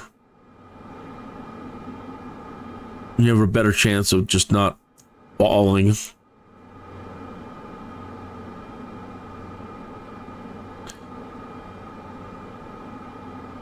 So Microsoft Flight Simulator 2030 is going to be a very interesting simulator. I think it's already going to be interesting, and people should really be talking about the jets and the Joby and the Archer a lot more, especially to get new people inspired. And it was kind of marketed a little bit with the live streams, but a lot of people don't watch the live streams. But in the, you know, in the marketing that we've seen for it, Andrew, they're not really highlighting that I should be aware of to make sure the medical file is up to date. capture. No, nothing I can remember. Good to know. It's already noted in the file. Thanks. To capture the people that are always thinking it's going to be too hard. I look at a cockpit and I freak out. It's just, there's too much going on. Who's got the time to do all that?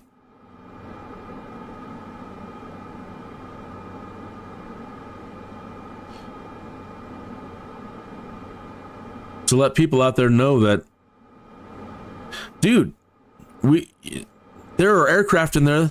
In 15 minutes, you can be flying around, and by the end of the day, you'll be able to fly anywhere and not have to worry about a thing. You're going to be flying like a pimp in days. It's taken us, well, some of us are born with flight DNA, and I'm excluded from that. Some of you, your DNA comes from pilots, possibly from other planets. You're amazing.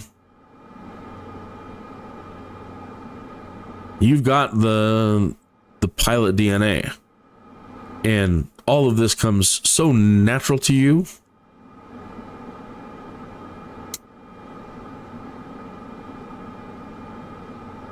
Again, just you're a different breed of human. And I don't mean that in a negative way at all. You are a different breed of human, in my opinion. Part of my job is checking your vitals periodically. Later, There's one thing to have the knowledge of how to learn how to do all this. lay back and enjoy. And there are those people that are fearless enough to trust the knowledge and themselves to move people around this earth.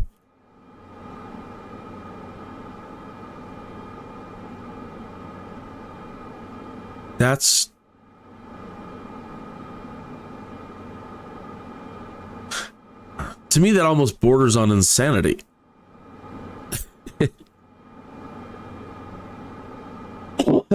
Believing yourself so good, and you need to, but that's the insane part about it, is completely believing that you have everything it takes to fly people around the world in aircraft, all kinds of aircraft, including these gargantuan behemoths. It's insane.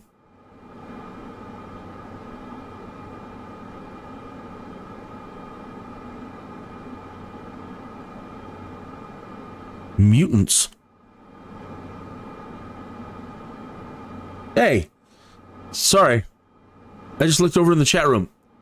Hey, look who's here. Long time no see. Hey.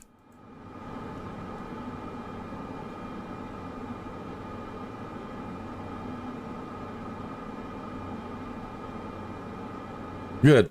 Make sure the notifications are on.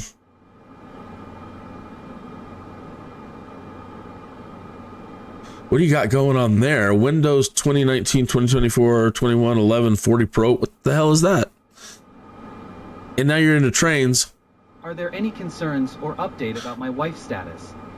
As we said, we're monitoring. I've totally talked to Paul about. We're pretty confident. About flying planes that are more like drones. And I remember, oh, it's going to be great when that happens in the future. I want it to be, I want that kind of performance. I want to, I want to remove all possibility of cracking up on a takeoff or a landing. And I can't wait till they even introduce more high performance variants going forward. Right now, these are super safe. They're super boring because they're super safe. But moving forward, there's going to be the people who are like, I don't want the grandma version. I want the sport version. And it's going to be insane.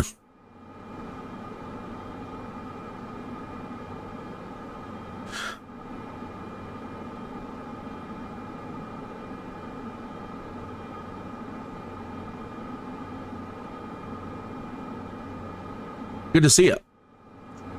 You asked me what I was flying. I'm still just using my same old Logitech joystick. I don't even have the foot pedals yet.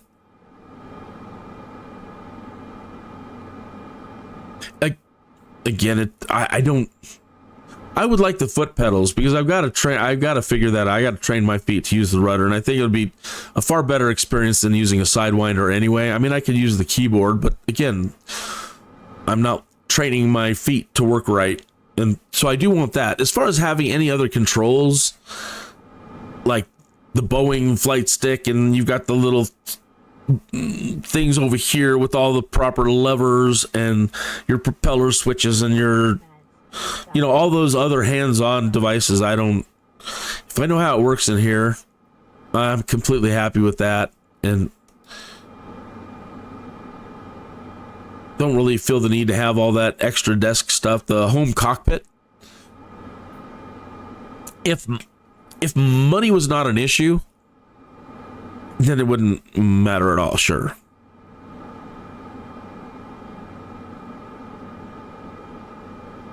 It just seems unnecessary. I haven't even moved up to VR. That has got to be cool, though.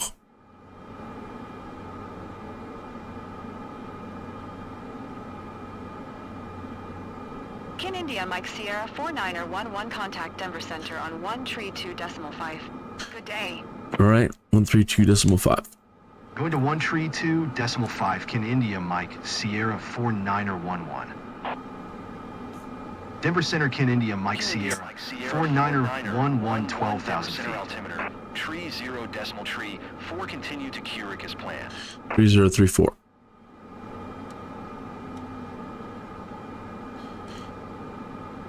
And we are going to, excuse me, I need to blow my nose.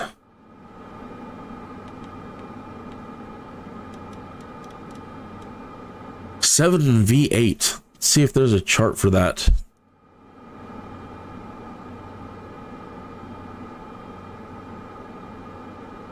None. I wonder if SkyVector has anything.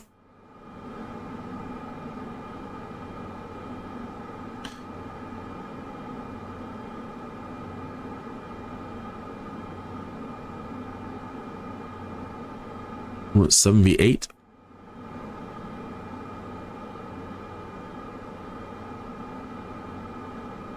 Seven V8. What will happen when we land? As soon as we're at Sedgwick County Health Center, the local medical team will take over. Lisa will be in good hands, and you'll get full update there. Don't worry. Okay, thanks for your patience.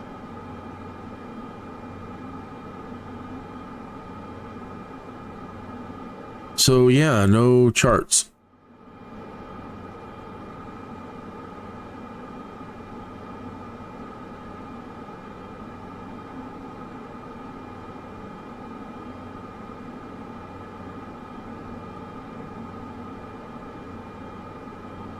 Oh my goodness. I don't think I can read it out loud on air and not have somebody get mad. Don't shoot the messenger. That's what it says. Fagotrans Airport. Now I'm gonna get flagged by the AI watch. It's gonna be like, you were talking hate speech. Hate speech. Oh my god, I can't even talk. I'm shook. I don't even see it.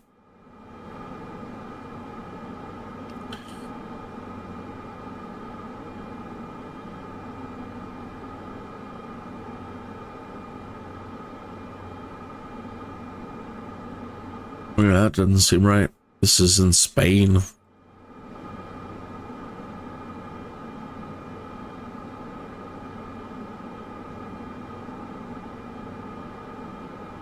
Wow.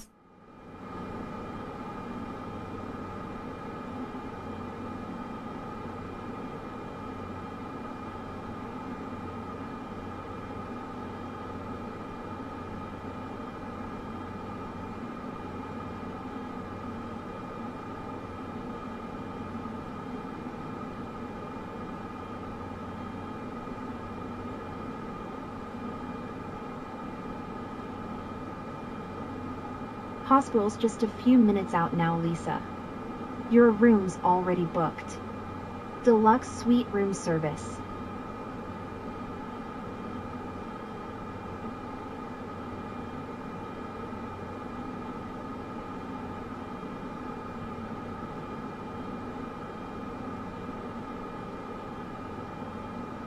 This doesn't give altitude. So I don't have any information at the moment about what the dang altitude is for that runway or the runways. We're doing 13, so I got that.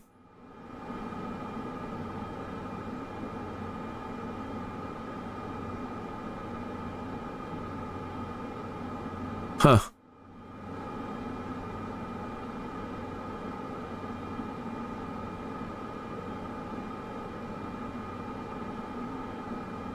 All right, well, we should probably start coming down. Hey, today there's going to be a community fly-in, and every Friday at the same time going forward, noon Mountain Standard Time. So I'll be live streaming that and flying along. And they actually recommend the Joby. Now, I've heard that there's a way you can set it to unlimited battery. And they say that it'll do 150 knots. So everything I was talking about earlier about moving up to next-gen aircraft, the Joby is one of them. So I might try to fly that. If not, I can always do the alt or whatever, the refuel thing. Every 15, 20 minutes. I hadn't really looked at the settings. But yeah, I'll probably fly that thing. Lisa, if you hear me, squeeze my finger. 1 is a yes, 2 is a no. All right, so slow down a little bit.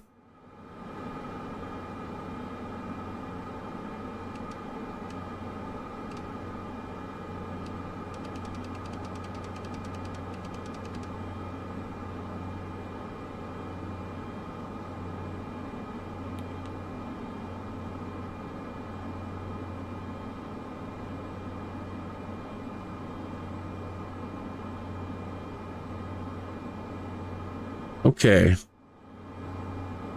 It might be a bit steep. I don't know that they're going to like that very much.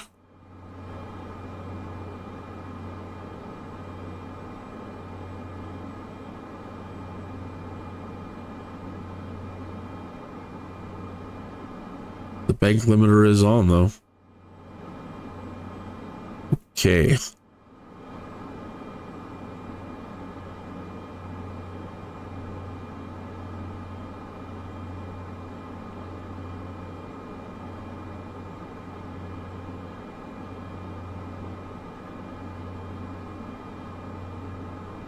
So yeah, Paul, if you haven't, or anybody, if you haven't seen the Joby, the Jetson, or the Archer Midnight, really recommend them. Kin India Mike Sierra 4911, you are 700 feet below your assigned altitude. Climb and maintain 12,000 feet altimeter tree 0 decimal tree. No kidding, huh?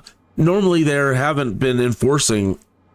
Climb and maintain 12,000 feet, Kin India, Mike Sierra 4911. Let me hold Alt.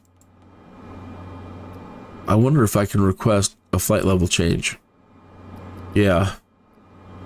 If you feel any turbulence, don't worry, it's normal. Denver Center, Kin India, Mike Sierra 4911. Request 8,000 feet. Kin India Mike Sierra 4911 descend and maintain 8,000 feet. We're out.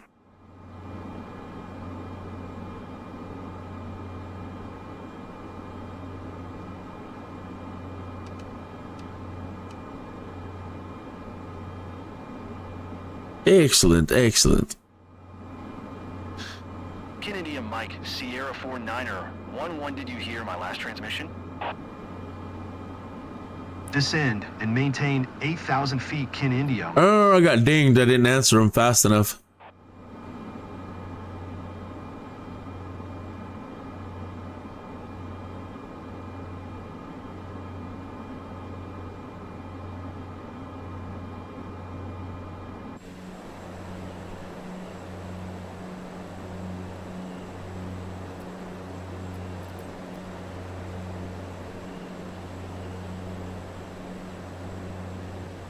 So yeah, after, what are we at now? We're at 9 o'clock.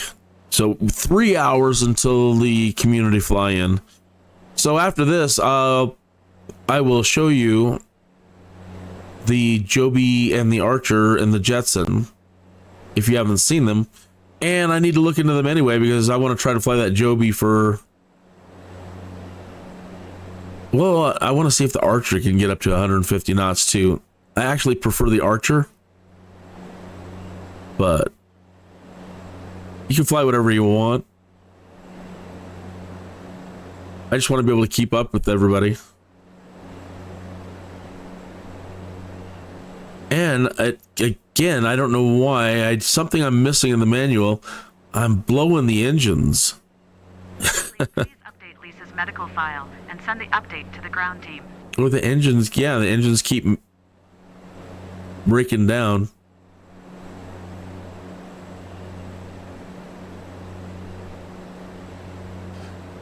So I've got to figure that out. Once I figure that out, I think I got most everything else down.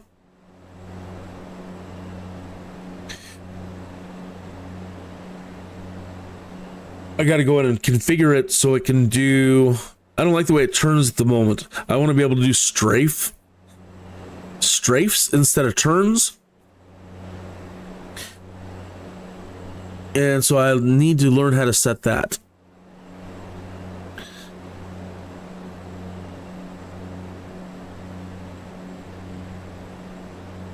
Everybody's seeing these aircraft flying above New Jersey, and everybody's like, oh my God, it's aliens. And the silliest part about it is they're saying it's aliens disguising themselves to look like modern aircraft. And people are actually pushing that. And I went into one of the threads on Twitter and I posted some pictures of the Joby and the Archer. They're like, this plane looks like a plane, but its flight characteristics are all strange. It's got to be a UFO. And so I posted pictures of the Joby and the Archer, and I'm like, no, pardon me, I'm so stuffy. Oh my gosh. When you get that snot bubble built up, I apologize. I am under the weather and have a cold, and I need to go grab some tissue.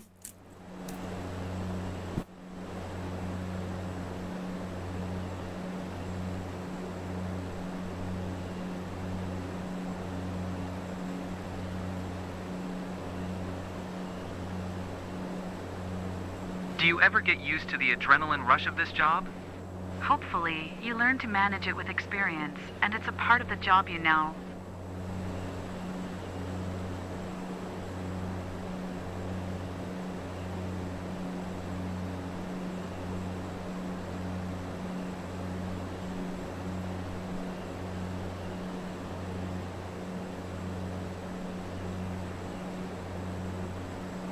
Are you like me and ever wondered, how in the hell can the body produce so much snot? I apologize for that. Probably too much information, but I feel I can share that with you, that we've grown close enough over all these years. That's I can be real with you.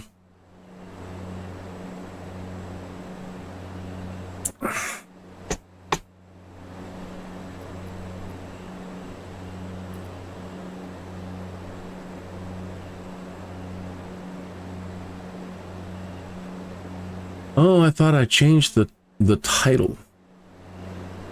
Did it update in here? Yeah, there we go. If you're tuning in for the live stream tips on Mike Lvls, render lag, and encoding, I did that earlier. Apologize, didn't note the time. I hear you can create chapters now directly in OBS, and I don't know how that works with YouTube, but I'm interested in finding out. That'd be cool. I would love to be able to click something in OBS if that's how it works and set a chapter point, and in the YouTube transcode it puts it there properly. And I need to watch an Epos Vox video on that and see what he has to say about it. I don't know if it's available now or not, but I saw something like that.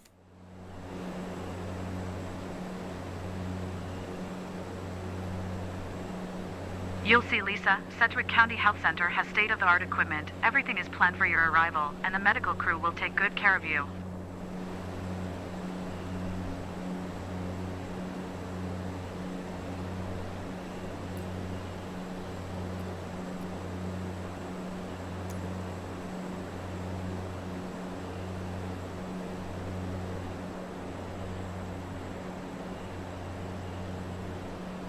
Probably should have been flying at these altitudes all along. I should have did the request. The air down here is, we're still getting jostled around pretty good, but doesn't seem as extreme down here.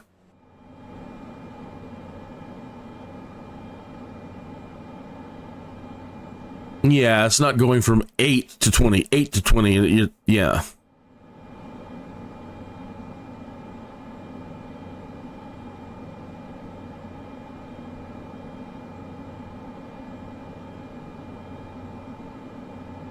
All right.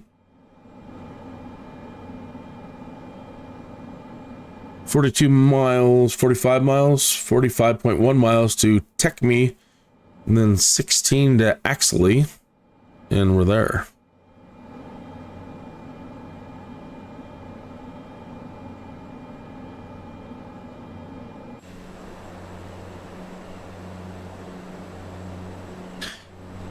No, is the landscape up all the way? Do terrain? No, we can bump it up more.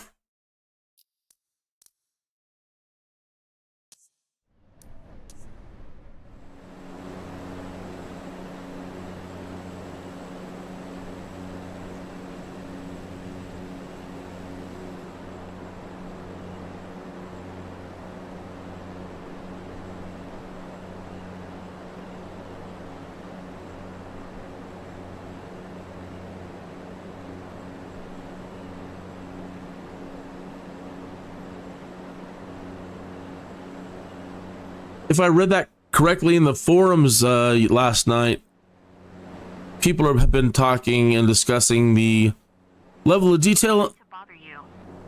I'm gonna check your eyes with my pen lamp here. Fine. You can close them now if you feel it helps. They've been having level of detail discussions.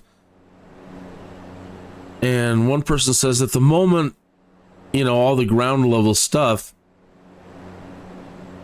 the grass, the trees, the flora, the fauna, when set to on at altitudes, isn't now turning off. And those being on at altitudes causes the scenery to blur.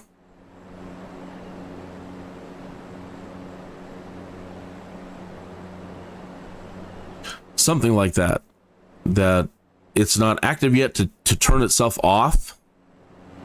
And I don't know. But because we've been doing these altitudes, I have them all turned off at the moment. We haven't been concentrating on low flying and needing to see all the buildings, trees, grass, blah, blah, blah, yet. When we get into the aerial agricultural crop dusting stuff, yeah, I'm going to pump all the graphics into that. We're going to be so micro, I don't need to then pump all the graphics into looking at having the terrain be at 400 from up here.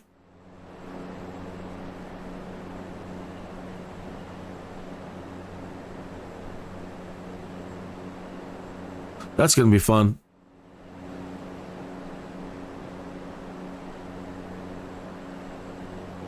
We can do that when we finish this up. We'll change things around.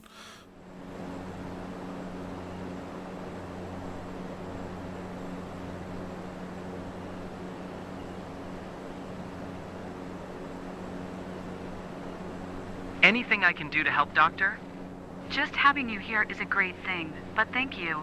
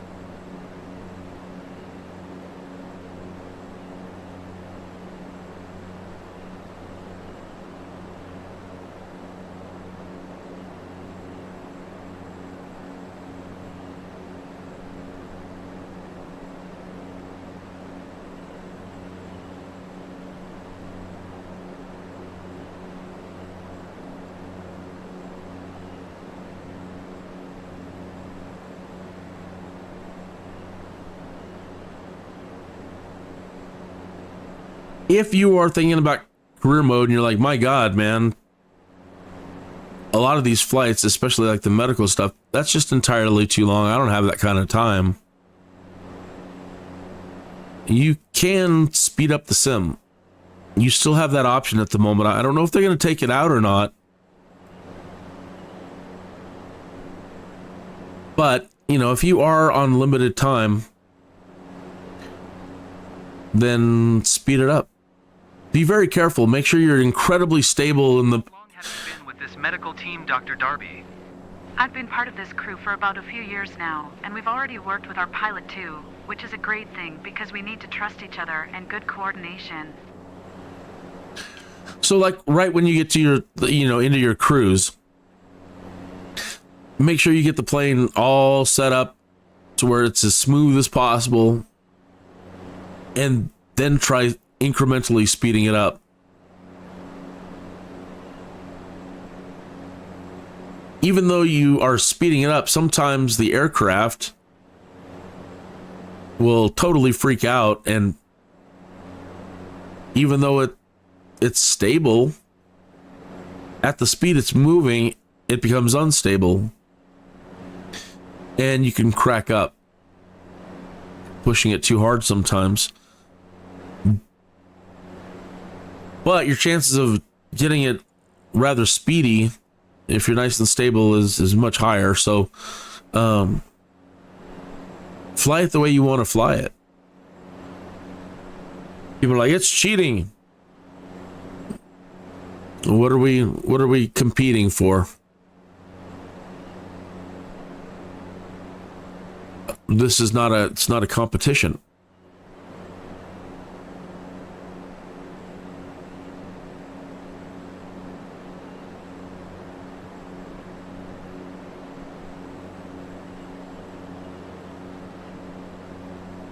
Better than skipping. And I hope they don't take that away from you, because skipping is way worse than speeding up the sim. Because skipping, you lose all your bonuses, and you're not even going to make good credits.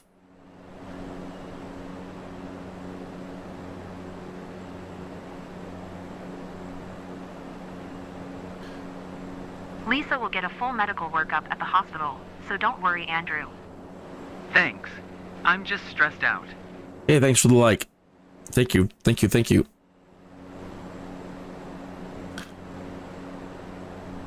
Christine, thanks you too.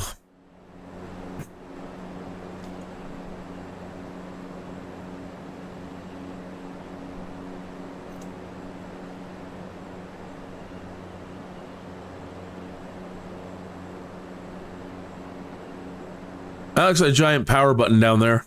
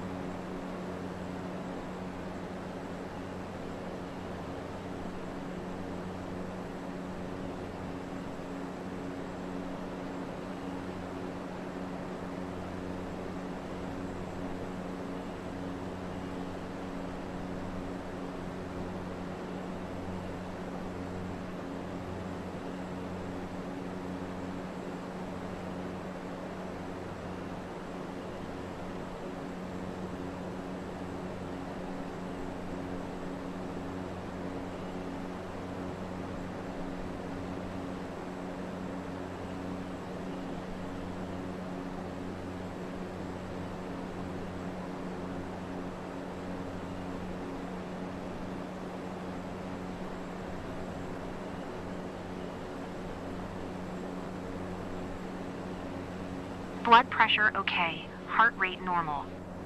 Fine.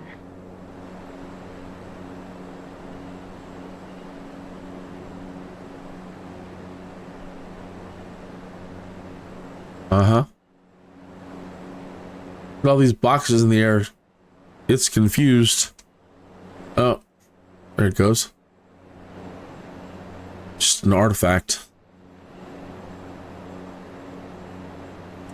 Oh, it's a real drag. I cannot use Bushtalk Radio in career mode. And that is so much fun to pass the time.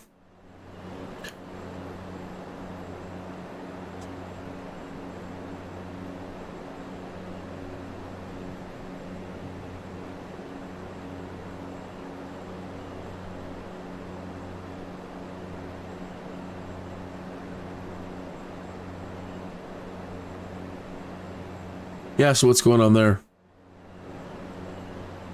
You see what I'm seeing? All the boxes. So I thought it was just artifacts, but yeah, there it goes. See, it's like trying to figure itself out. I'm not sure. Kid India Mike Sierra 49er 11 contact center on 132.7. Good day. Same with the reverse view.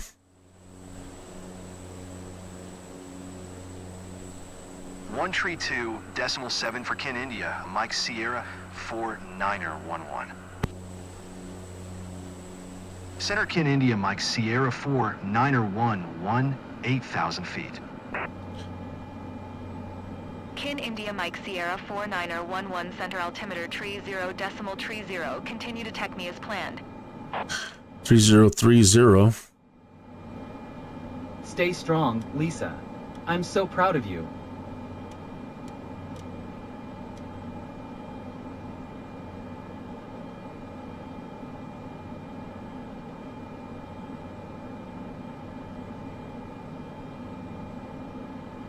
Jostle, jostle, jostle, jostle, jostle.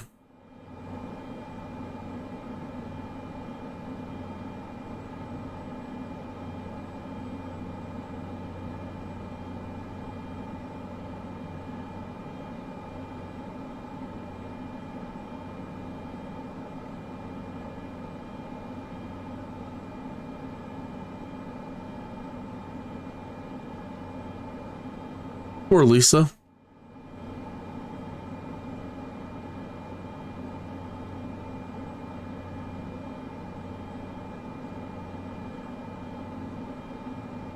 I think they gave everybody in this, every character now like bad skin.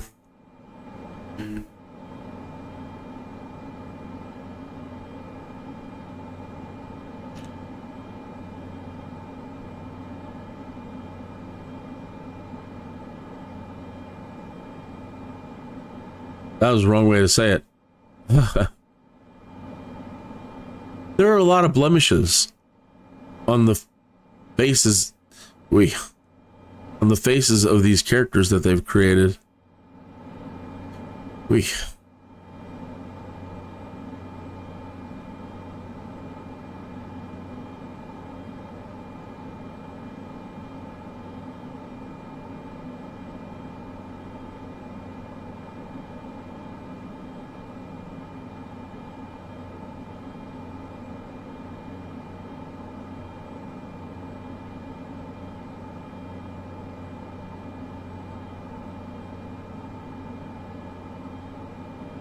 You are doing great, Lisa.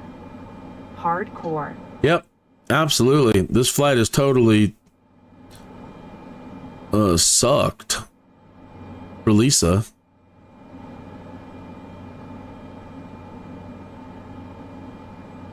Horrible.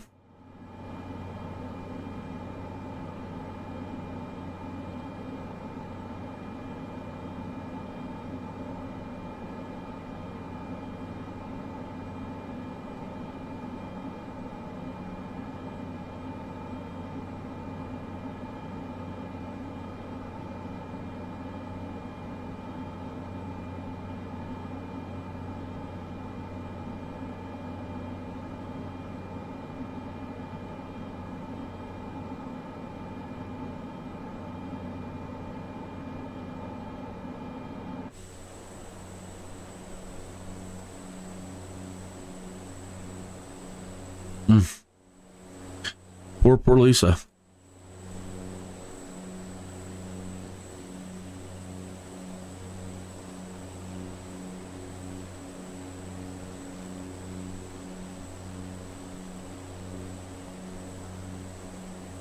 Hey, if you're just tuning in, don't forget today at noon Mountain Standard Time, they're doing the community fly-in from Grand Canyon to Las Vegas. So I flew Vegas in the Alpha and I wasn't too impressed. I don't know now how Vegas looks, so we'll see.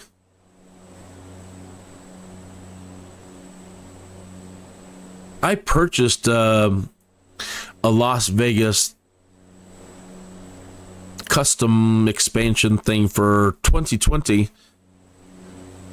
and I hope that they port it up to 2024 for free. I'll buy it again if I have to, but they've enhanced Las Vegas. Don't worry, it's normal. Microsoft did. So all I know is the one that I had has interactive sphere, like it's showing you what's going on mostly, I think, at the sphere. It's pretty neat. The Bellagio fountains are amazing. Everything looks really good.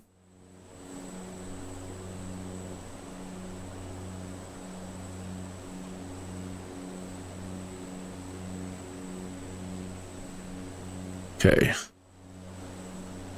Let's find out how much time we have. I need to run and grab another cup of coffee. We have to do 5 miles, 0.8 miles to Temke, and then 16.5. So I have enough time to go get another cup of coffee. Be right back.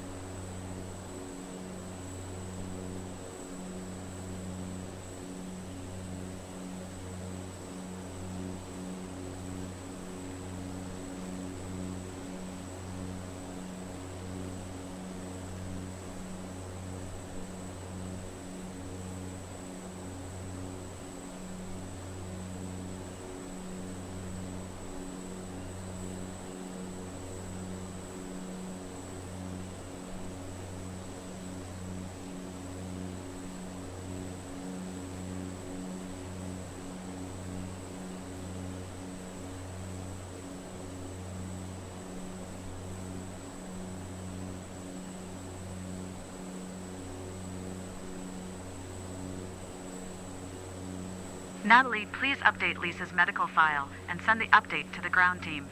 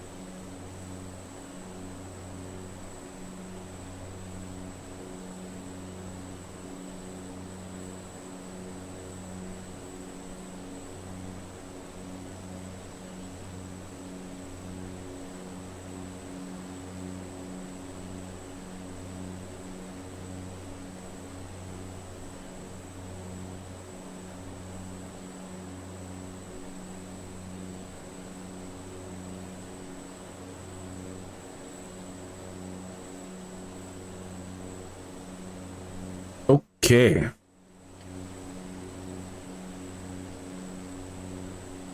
Upping your pain meds, Lisa. You'll feel better soon. Oh, I said before she needs to up mine as well.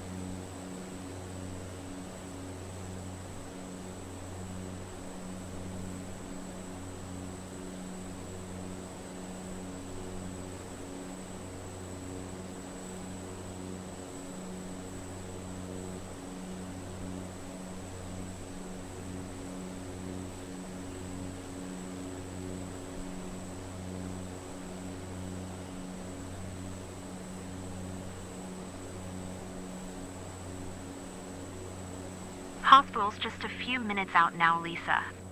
Your room's Already booked. Deluxe suite room service.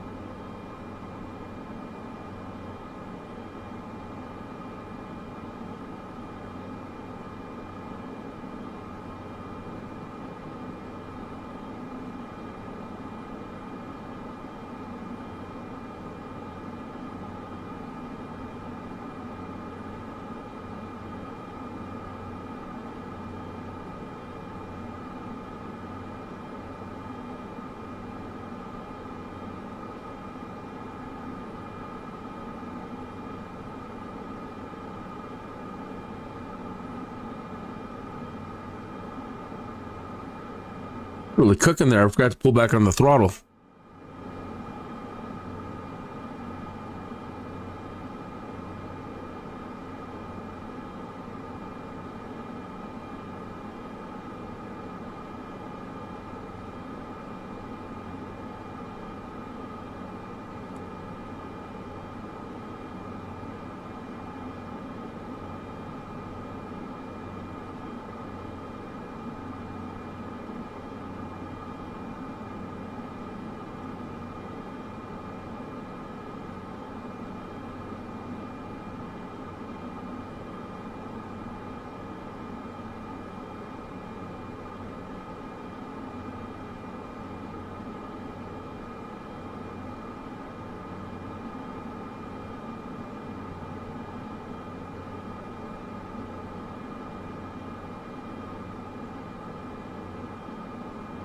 Natalie, what will happen when we land? As soon as we're at Sedgwick County Health Center, the local medical team will take over. Lisa will be in good hands and you'll get full update there. Don't worry. Okay, thanks for your patience.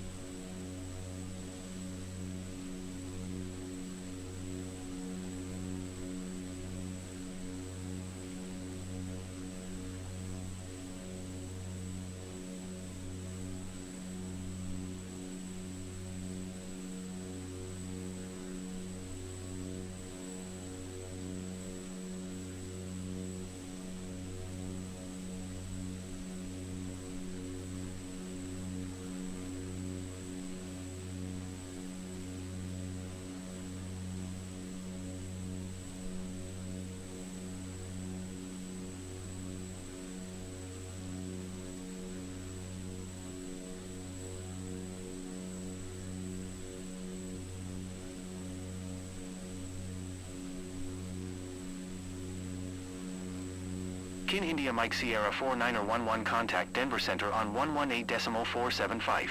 Good day.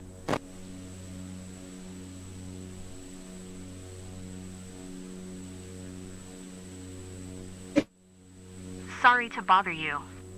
I'm gonna check your eyes with my pen lamp here. Fine. You can close them now if you feel it helps. Kin India Mike Sierra 49er11, please acknowledge. Uh-oh. Going to 118.475. Kin India Mike Sierra 49er11. We got robbed there. I clicked R before that popped up. India Mike Sierra 49er11, 8,000 feet. Kin India Mike Sierra 49er11 Denver Center altimeter tree 0.29er continue as planned.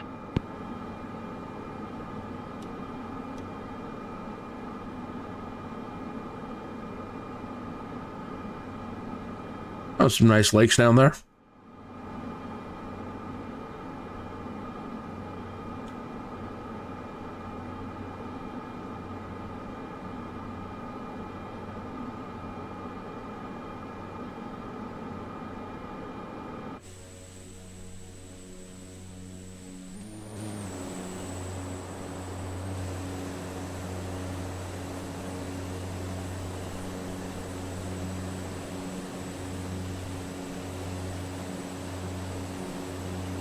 Oh, look at all the bugs we've got on our on our plane. That looks like bug juice on those on the leading edge of the wing, on the struts. Kin India Mike Sierra 49er11, you can cancel IFR. Continue VFR to your destination. Really? Denver Center Kin India Mike Sierra 49er11. Cancel IFR at this time. Kin India Mike Sierra 49er11 IFR flight plan is canceled. Radar service terminated. Squawk 1200. 1200. Frequency change approved. Good day. Anything I can do to help, Doctor? Just having you here is a great thing, but thank you. The squawk didn't change.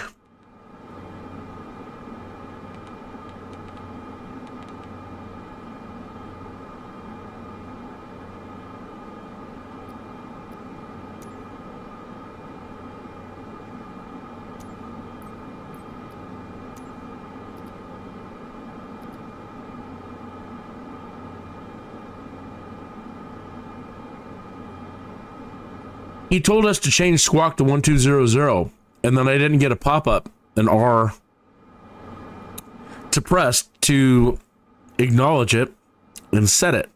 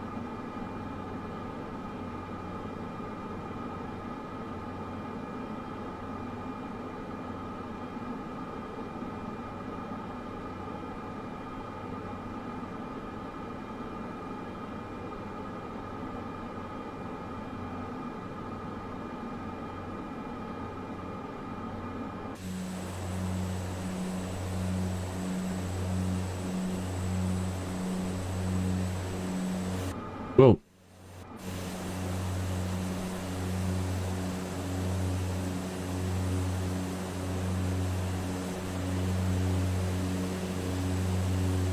Andrew?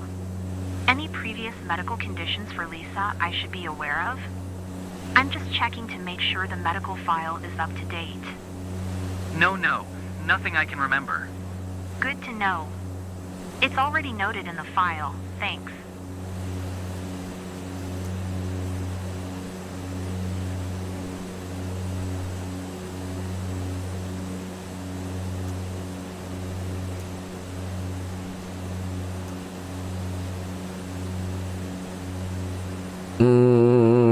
13 or 31?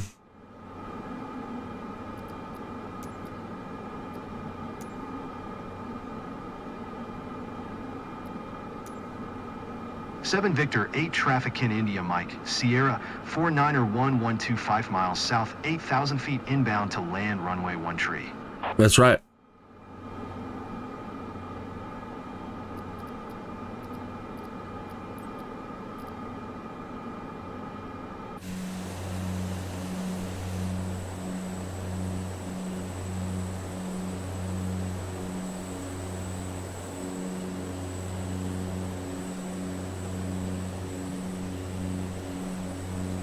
There used to be an old TV show in the 70s called Emergency,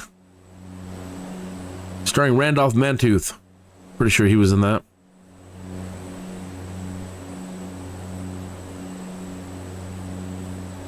And I'm sure it had a cool theme song. I don't recall. I'll have to look that up on YouTube. But that's the kind of music we need for something like this.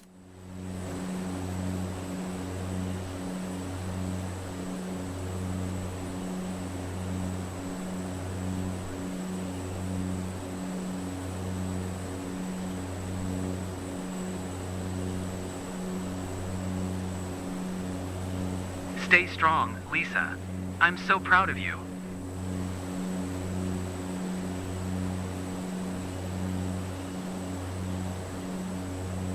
It's also serious.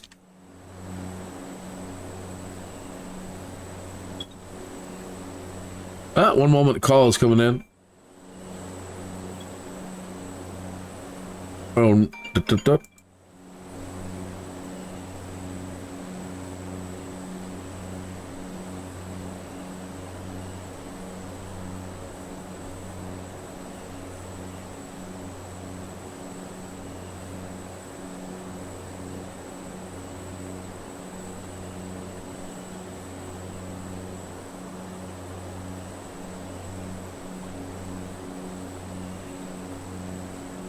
35 minutes after the hour. Getting close to our destination here. A long flight, but these medical ones, they pay 32,000 credits.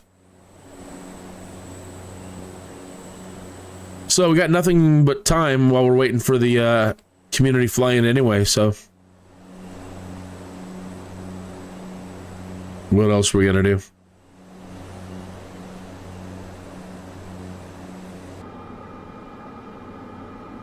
$17 miles, 16.9.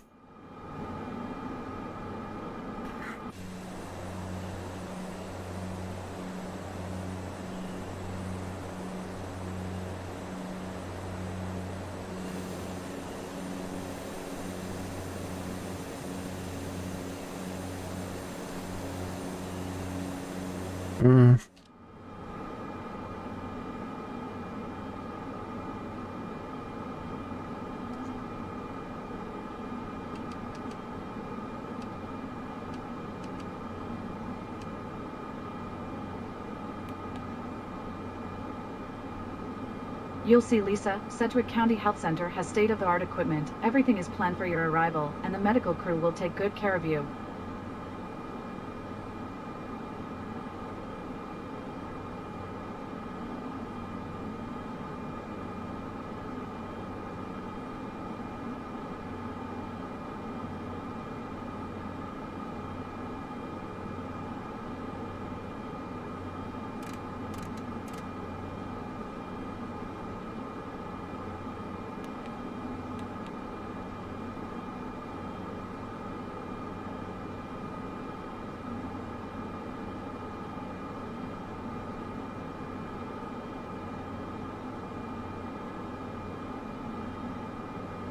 So I've turned off nav and I've put on heading, and I'm going to try to get closer to the boxes.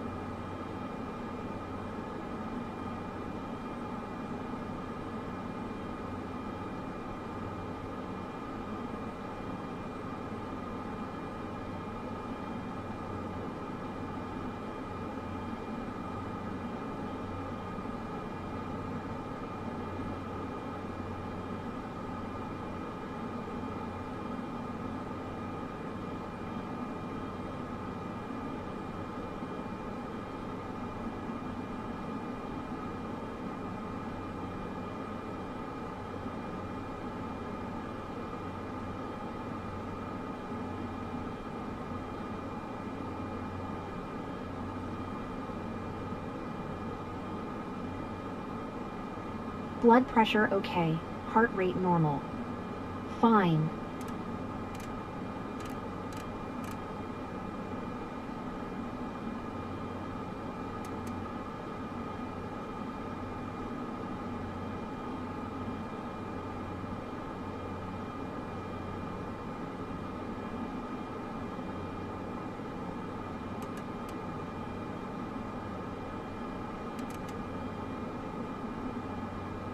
All right.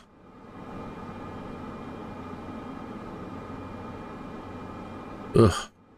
Churning my own stomach.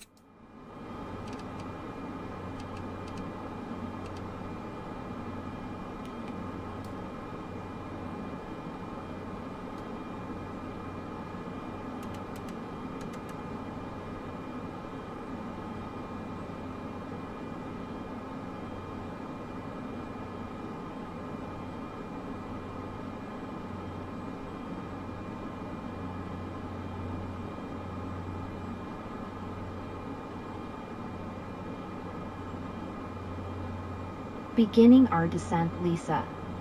You'll be at the hospital before you know it.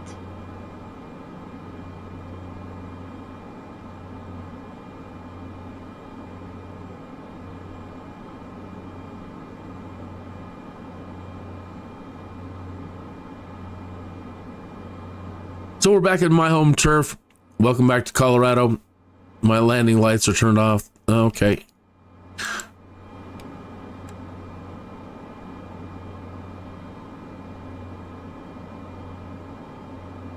Patient prepped for landing. Let's keep touchdown smooth as possible, Captain. Sounds good to me. The flight has really weakened her. Andrew, please keep your seatbelt buckled. Yeah, Andrew, come on now.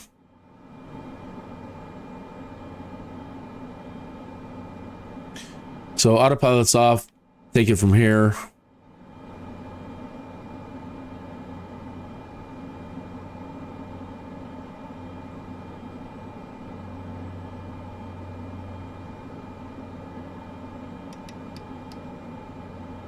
Seven Victor 8 traffic in India, Mike Sierra 49er 1 tree miles, southwest 5,900 feet inbound to land runway 1 tree.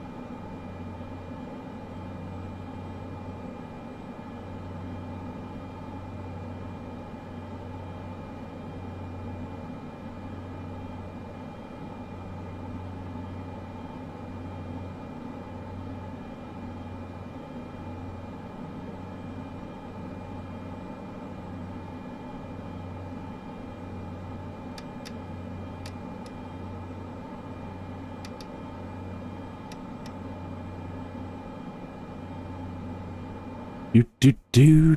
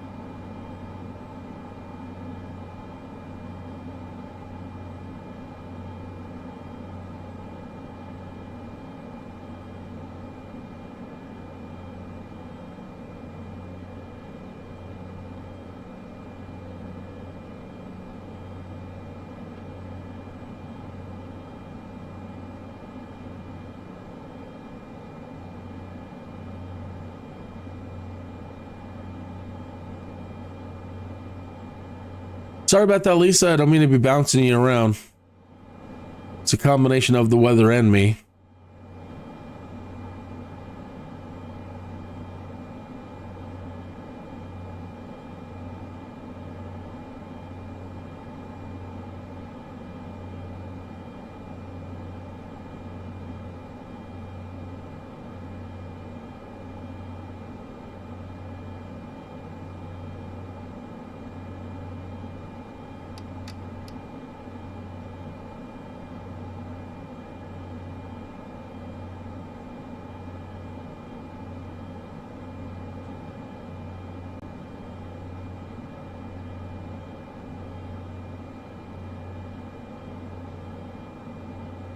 That is a strong side wind.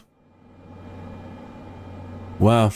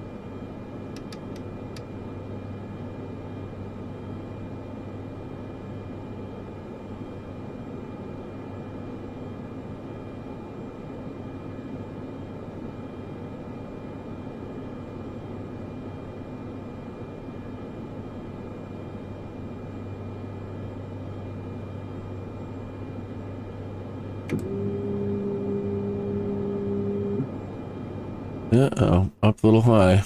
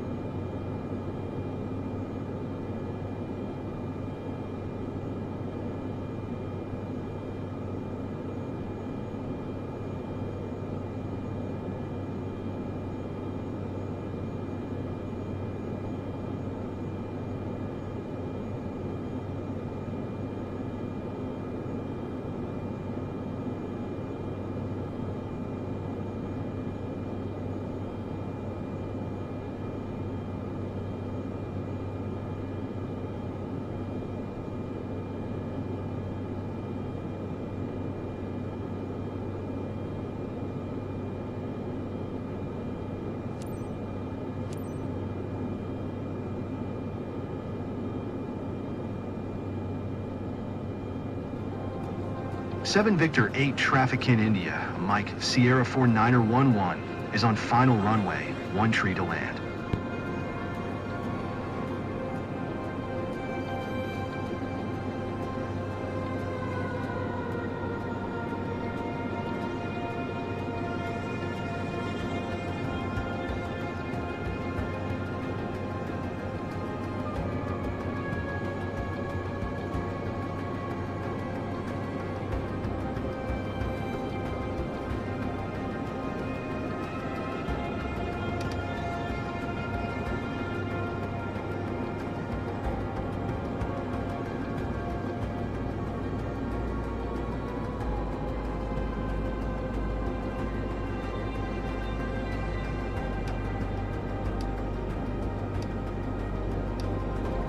Uh-oh. Don't want to lose all my air.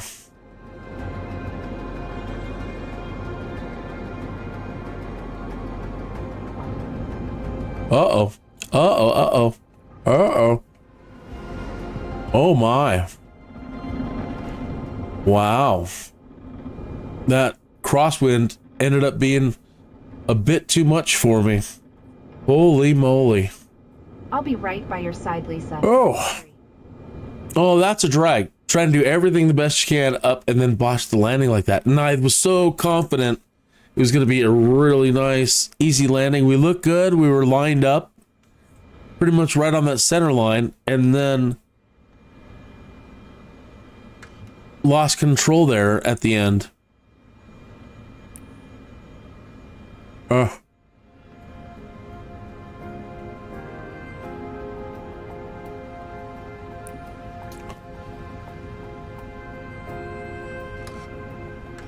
Yeah, now just heaping on the penalties now for speeding and leaving the runway and not turning around. And now it's just hauling butt.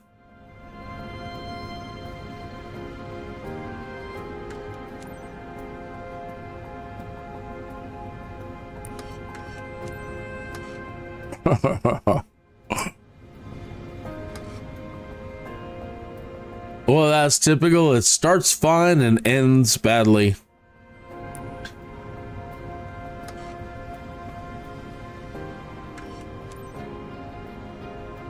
Oh, our reputation is going to get hit bad. Really? They're being a super stickler on the speeding right now.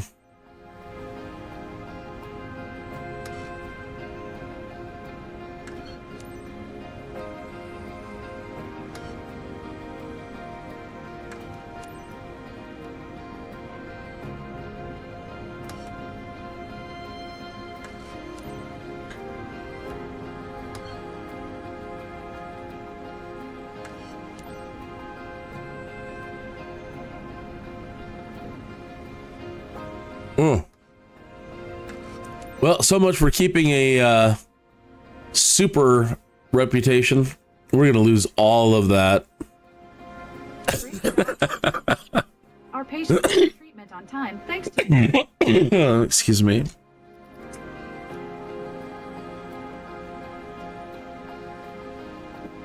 Oh boy.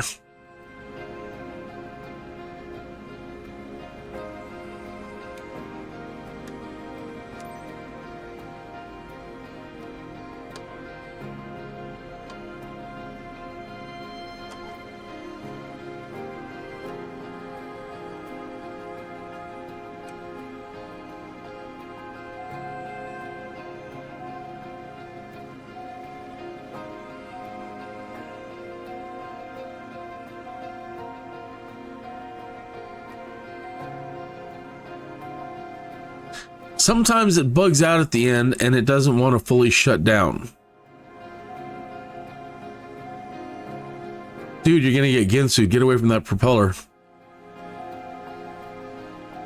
Usually at that point you turn the engine back on and then turn it off again. That's not working.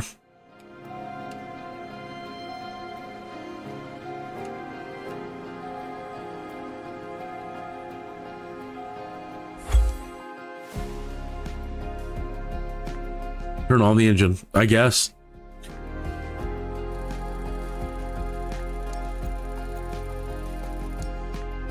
Huh. Medical procedure compliance. I don't know what I really could have done differently. We did jostle them around, Lisa around at the end, but through the whole flight, it was pretty level and straightforward. 4 taxi speeding incursions, 2 missed air traffic control transmissions, 1 runway excursion on landing, no bonus. So we only got a B out of that, and again, see how bad of a hit we take here.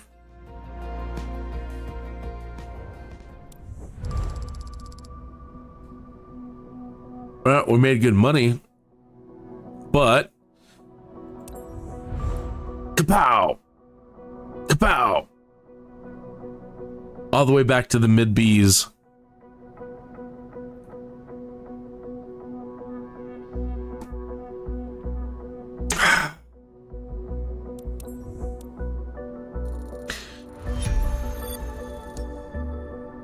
We're almost level 90, and that would allow us to, when they release it, do the heavy airline certification thing. Yeah, this is, not that one. This one up here, heavy airliner rating. You need to be level 90.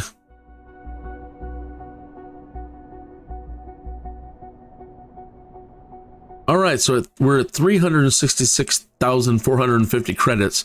May seem like a lot, but look at the cost of some of these as we go forward. 40,000, 50,000, 100,000, 250,000.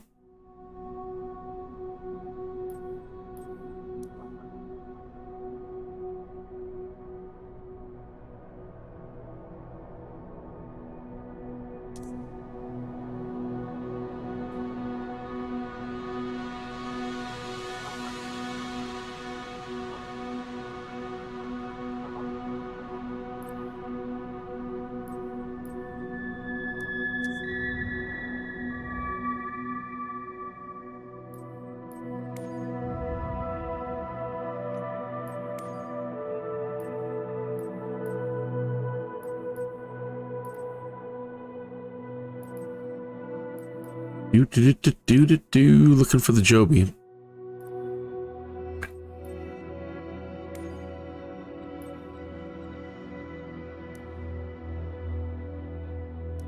I don't know what kind of configuring you can do on it. Let's see. Fuel and payload.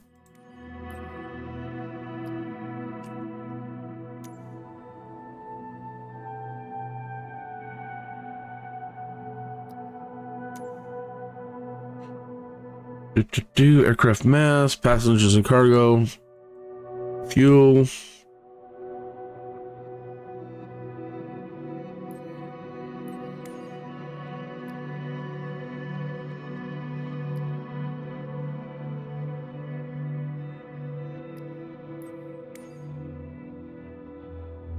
Buy more liveries.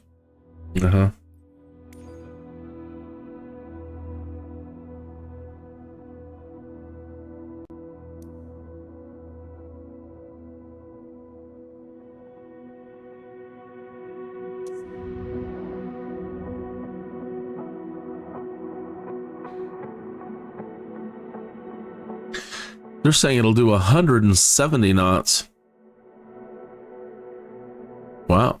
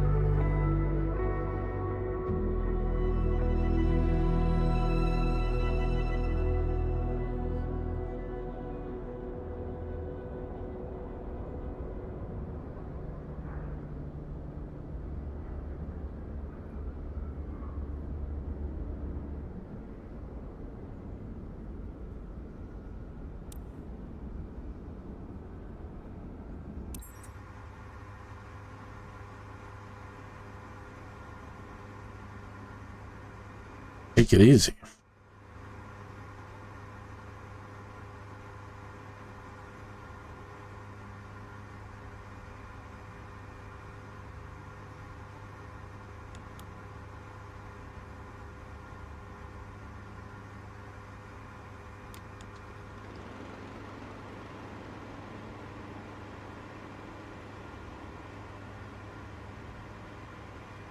How can we actually have a charger plugged in?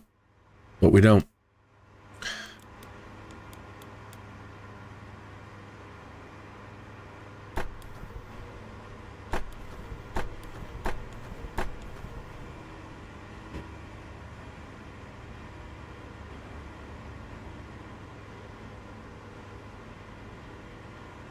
Kind of laggy.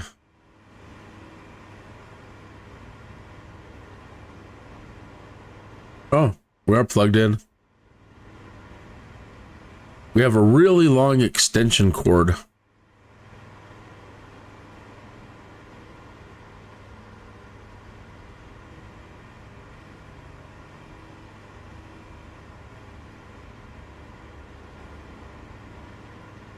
So this is using a different setup.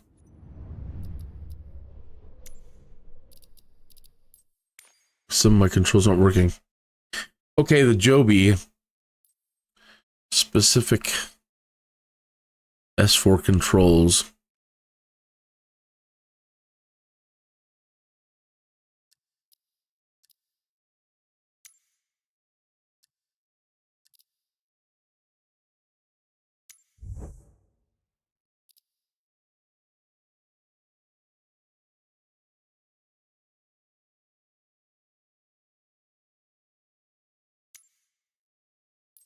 What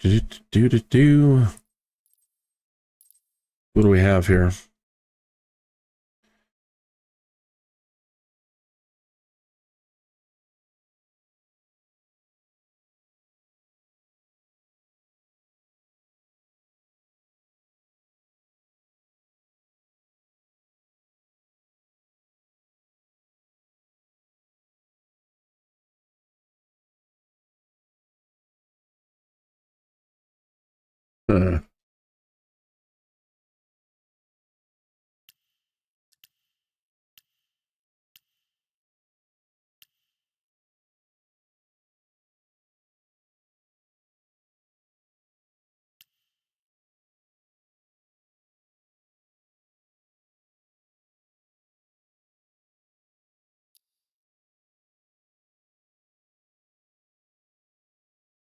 Well, how do you just turn it on?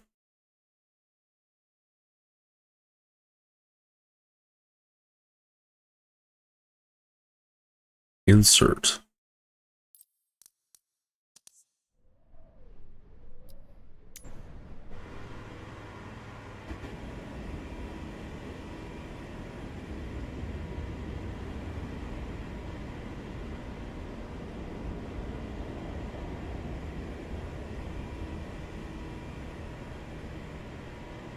Okay, well, how do you go forward?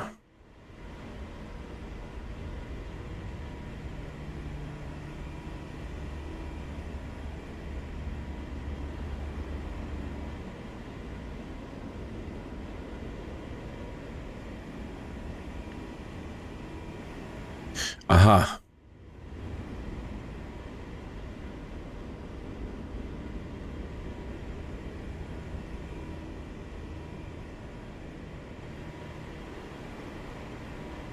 My head is sticking out the top. I do have my cockpit view set high, though.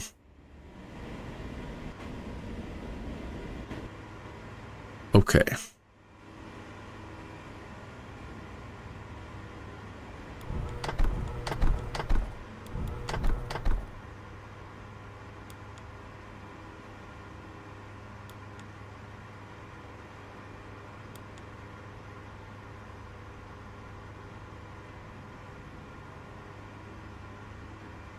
So earlier in the live stream, when we were in the middle of the cruise or whatever, and I was talking about the future of flying and why anybody in their right mind, unless you just the joy of loving to fly older aircraft. And by older aircraft, I mean everything as of this point forward. Everything before today. To me, it's all now mostly obsolete as we're going forward. Who in the right mind wants to go back? Why? Look at that, how that last flight just ended.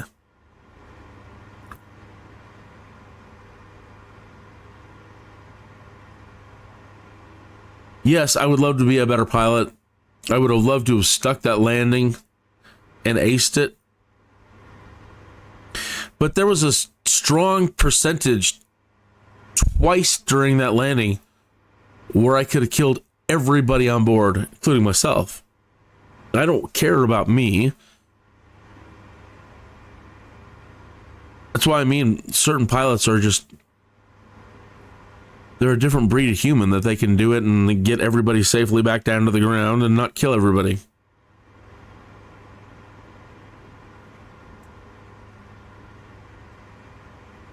But for the rest of us mere mortals, we're going to need something more like this. We can't afford to have a problem.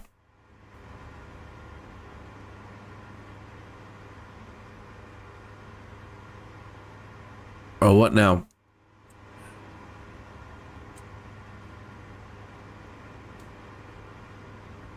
Fly mode was on. Ah. Oh.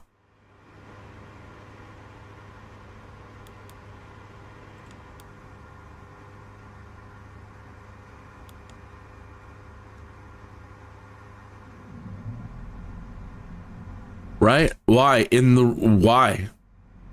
world would I want to go back?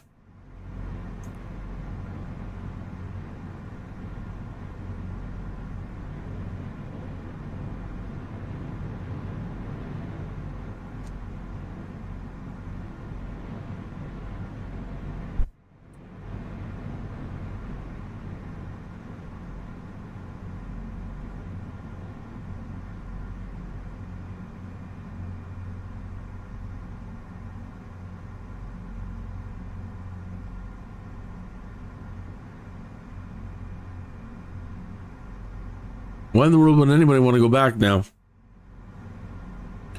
Just to prove that you're a better pilot? That you're not afraid of screwing up at all and dying? You've got better stick and rudder abilities than the rest of us? Good for you.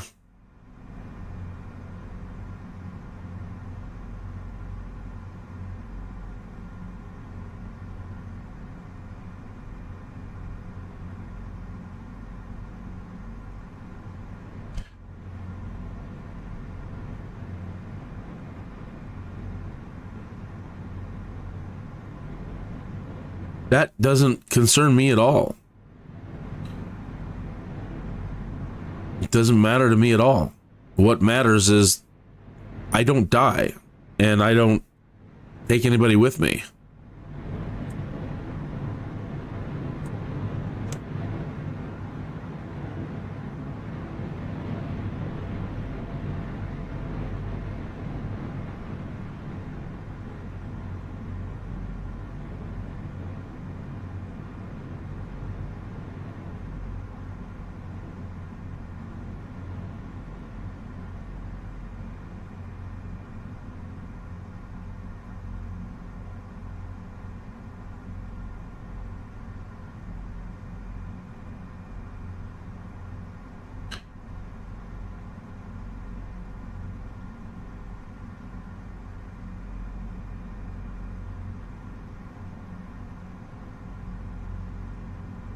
Right? No more long ass taxi times.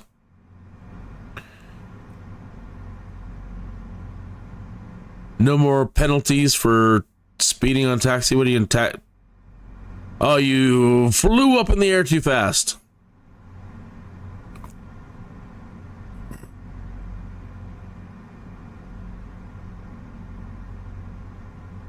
Right? You got an autopilot? Well, first, let's go ahead and transition. Let me go up a little higher. And then we'll open it up.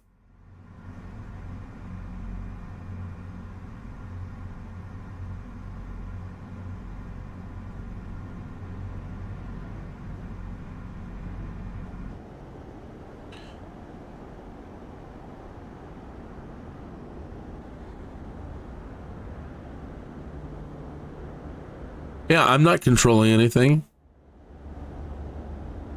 It's even better than the F-35. In the F-35, you got to manually tell it to switch.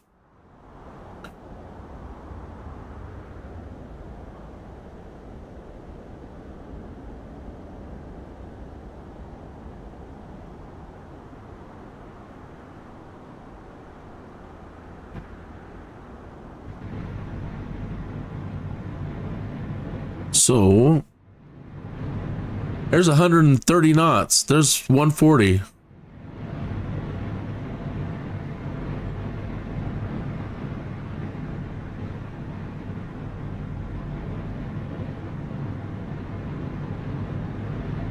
We're already doing the speed that the caravan was doing through that whole flight, that medical flight.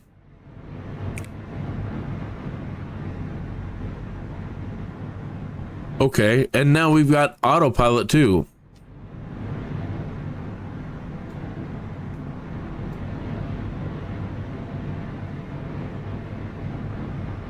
Oh, we should do a direct too.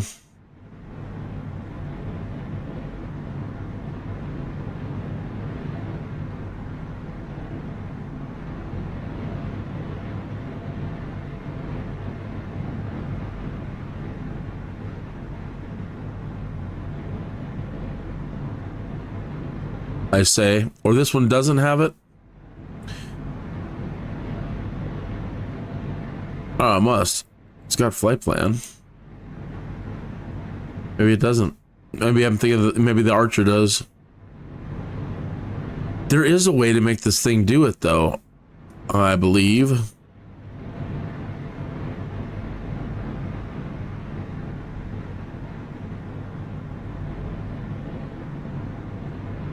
I thought there was a way to set it. Well, I'm not sure, but either way, it's still very simple.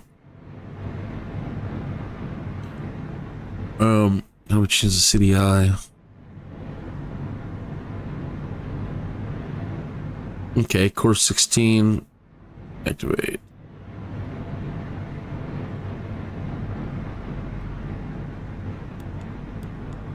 There we go for that.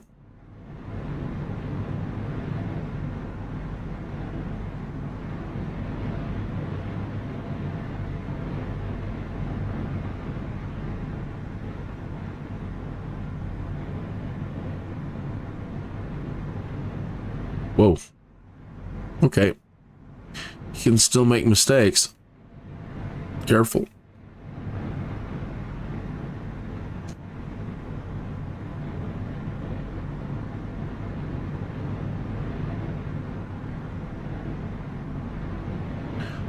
So, as I've been saying all along, I don't know why anybody moving forward, especially people who've never flown before, if you introduce them to this first and then tell them to go learn how to fly anything else, come on.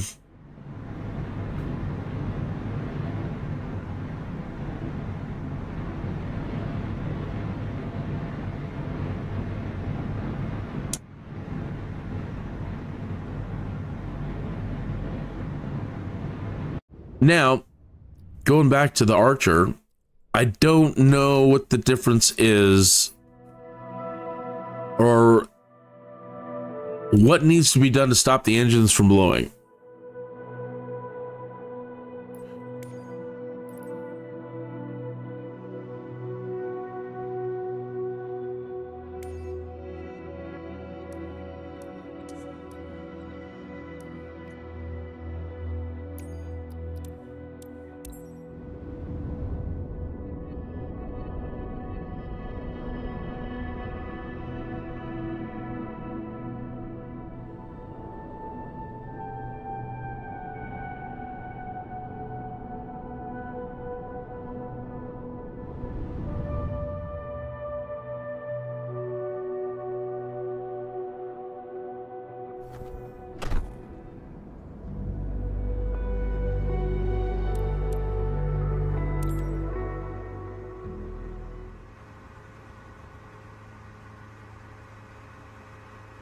And I think it's something to do with torque. Not entirely sure.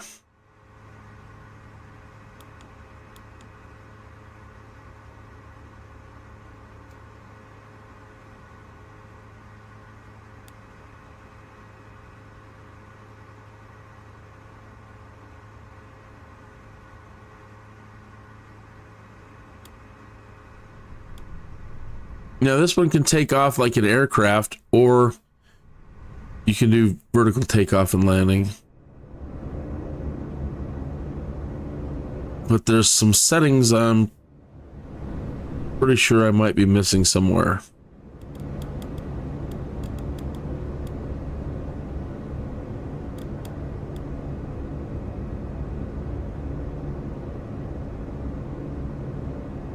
Because I don't want to be redlining and I'm redlining the torque.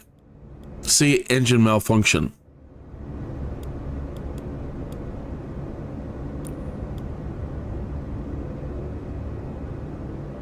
So I'm not entirely sure what's causing that and what I'm doing wrong.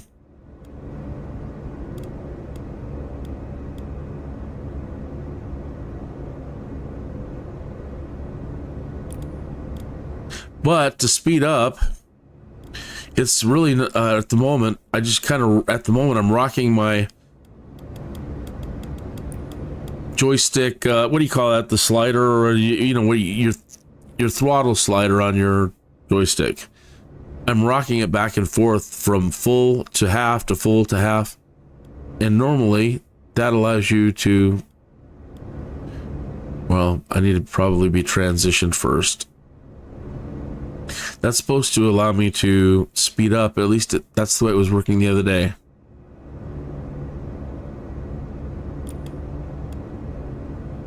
Yeah, something's wrong here.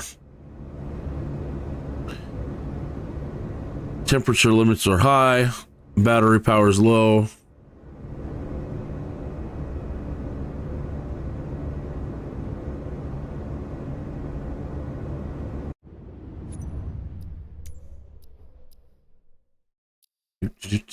Do.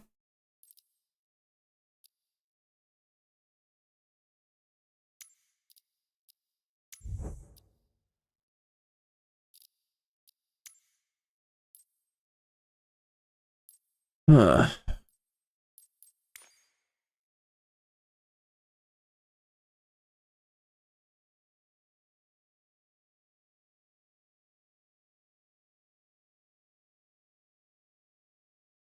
So what do they have here?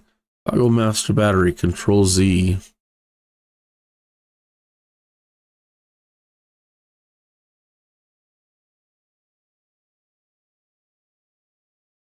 Set plasma. Toggle plasma. That sounds like something from Star Trek. Set magnetos, Control C.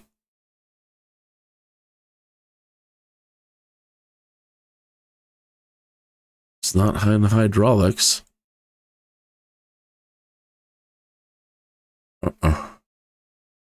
I thought for sure it would end up being something in hydraulics that you could change. That could be causing the engine problems. Let me look up torque.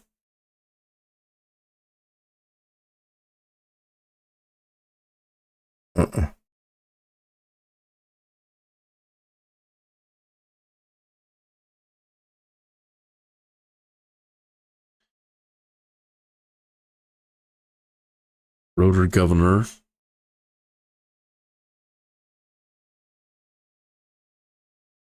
Elevator trim down, elevator trim up. Number 7 or number 1?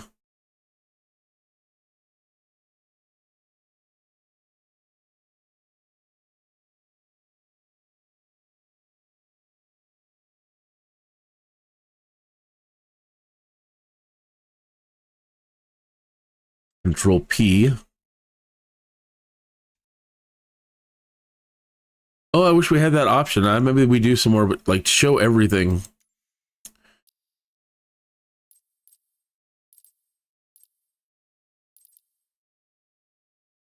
All the ones that are assigned. Banner hook.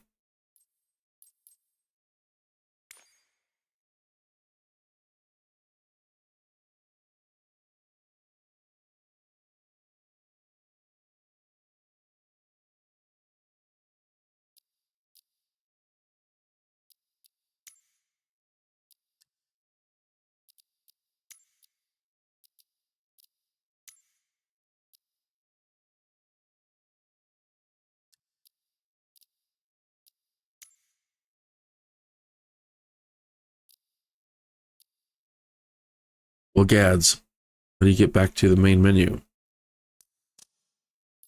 Ah.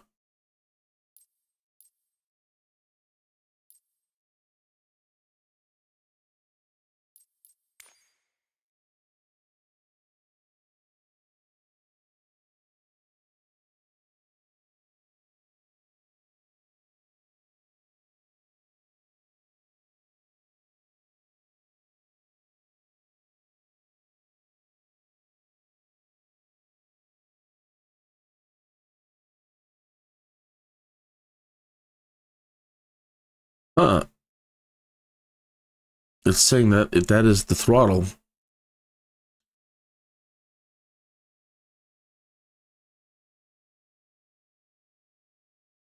Okay, let's try that. Let's go back. Let's restart. Before we crash. And set the throttle to 0.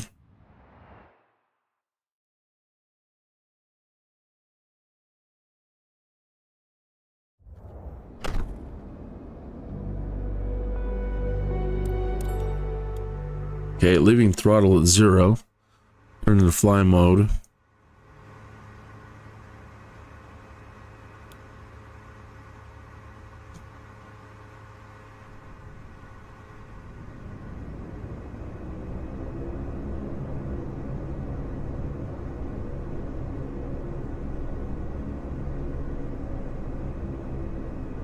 Okay, good.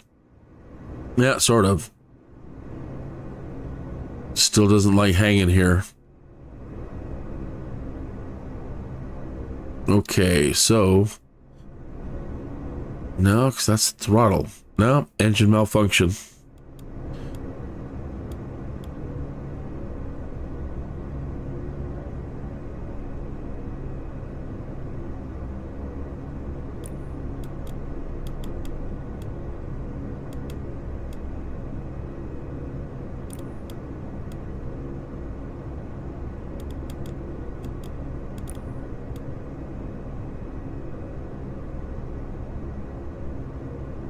What, that's 3 engines now? 4?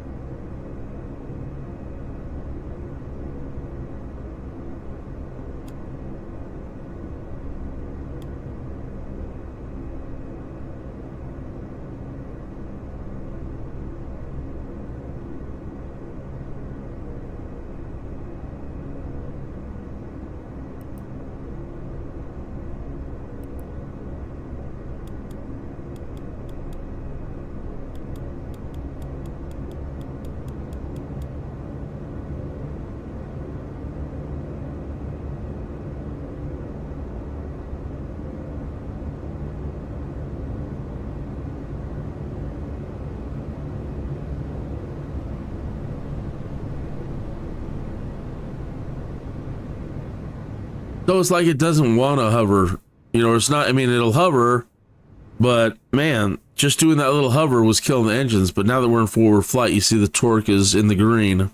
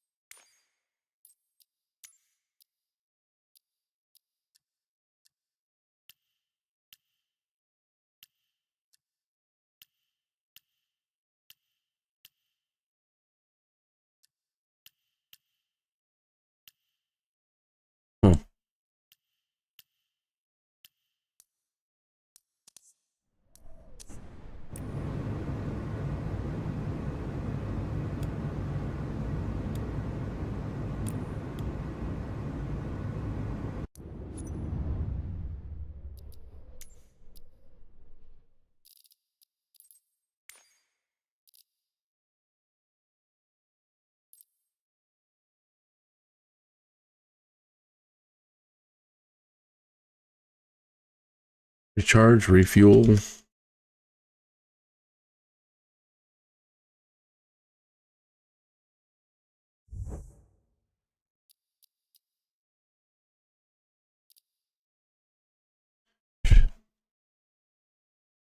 I can't say I'm a big fan of the all these profiles, but I suppose somebody out there loves it.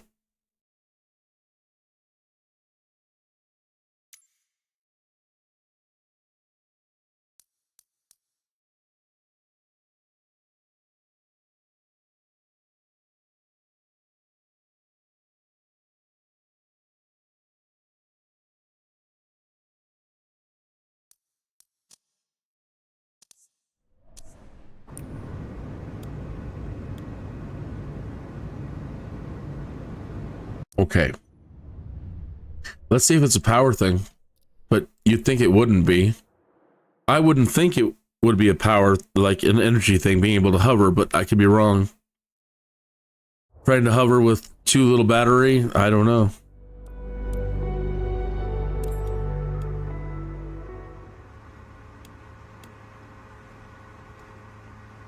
We shall see.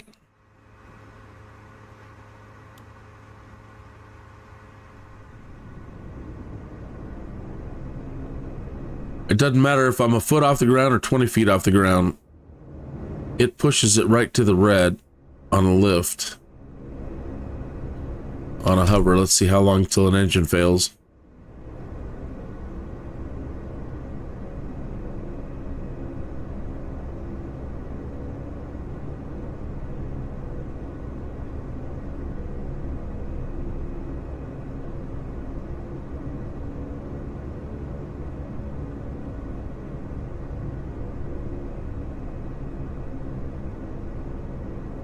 Maybe that is it.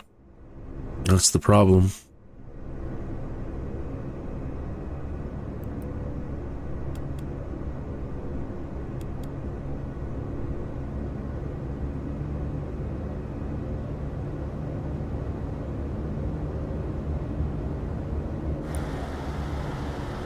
Oh, engine malfunction.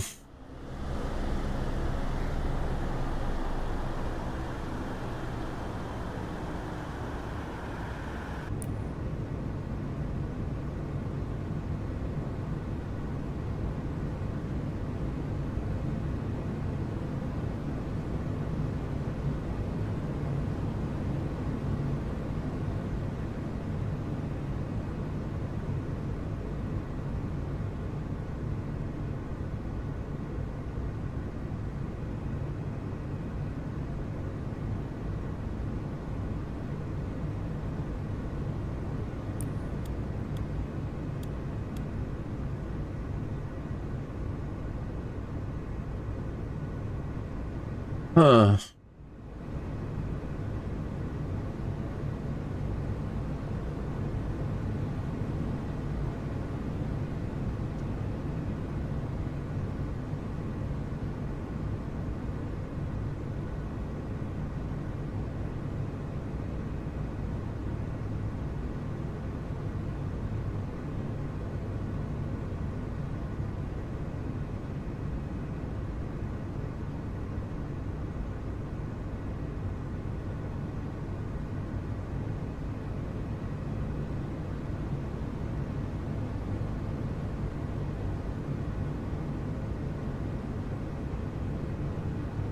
Well, right at the moment, I have to say no, something's wrong.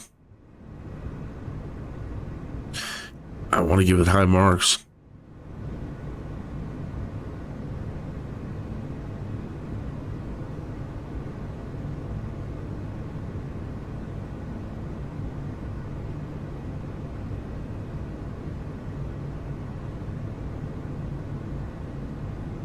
The hover push button on the LH1 thumbstick. The manual tells you the binding for accelerate and decelerate, increase and decrease flaps, although the animations on the button seem to be reversed, but nothing for the hover command.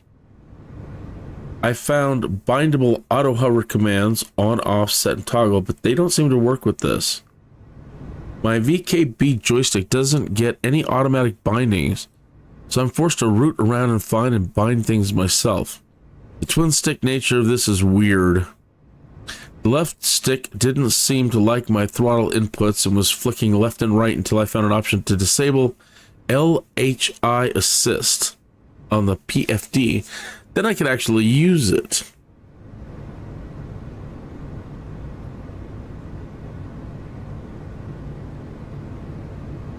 LHI assist off. Yes, the assist is there for people using game pads. I restarted the flight and the LHI assist was enabled again. That really needs to be a persistent thing. Also, the screens are really hard to see in bright daylight, even with full brightness.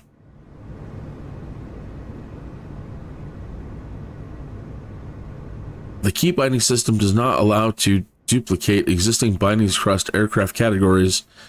and or it has a bug in the use for all aircraft feature. As I have so many view, camera, and flight related bindings on my HOTAS, I don't want to waste time redoing all the work and finding the bindings for each aircraft. I looked at the Archer, climbed inside, and turned on the cockpit. Without my stick and throttle, I'm not too keen on flying. So for now, I'm sticking to the airplane category only.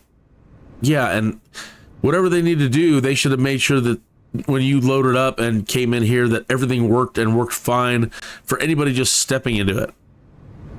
Absolutely done everything they could to make sure that the first time you got into it, nothing goes wrong. Everything is just perfect. Because, you know, these should be the flagship aircraft for 2024. These are the ones that everybody should like, oh my God, have you flown that thing yet? This is what everybody should be flying.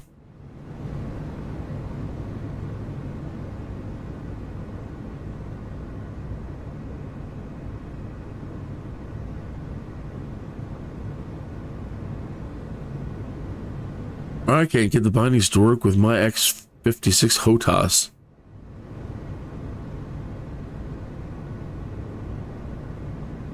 Sounds like that's the LHI assist on the left screen. Press the button for sim actions in the lower right. Then turn the LHI assist option to off and it should be good.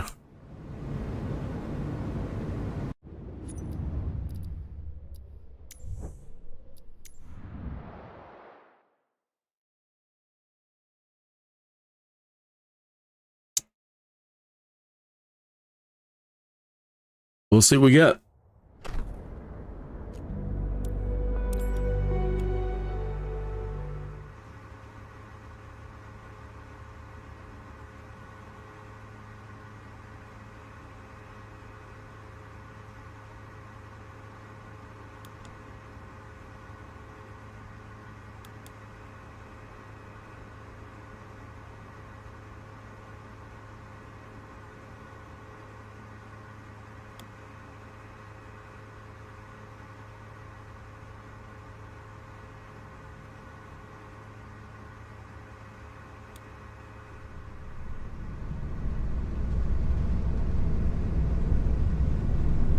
So the Archer is a hybrid, and you should be able to take off like an aircraft.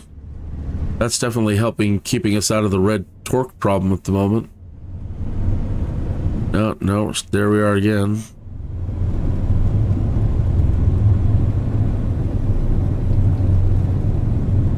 $80 knots.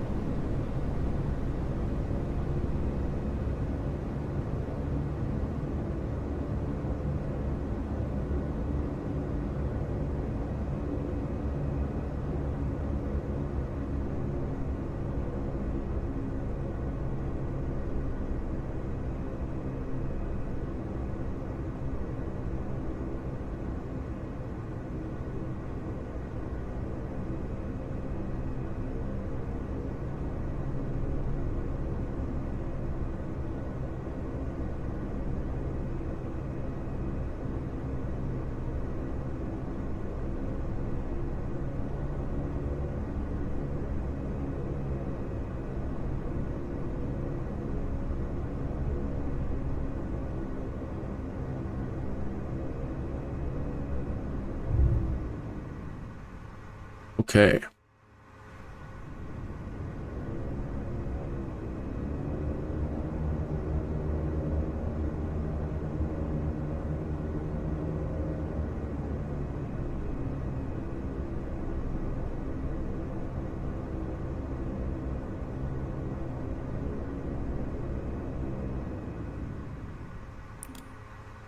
Engine malfunction.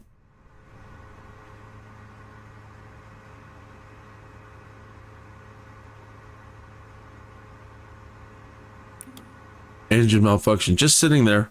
So I don't know. I don't know what its problem is.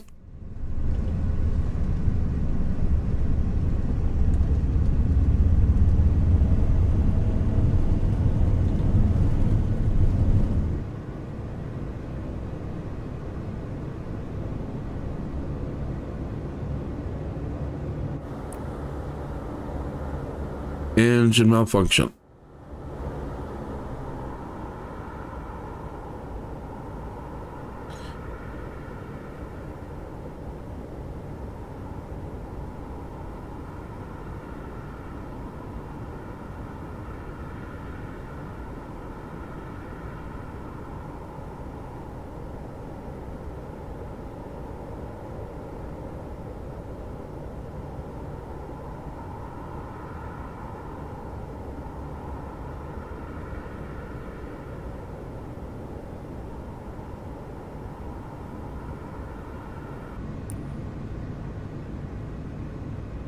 All right, well.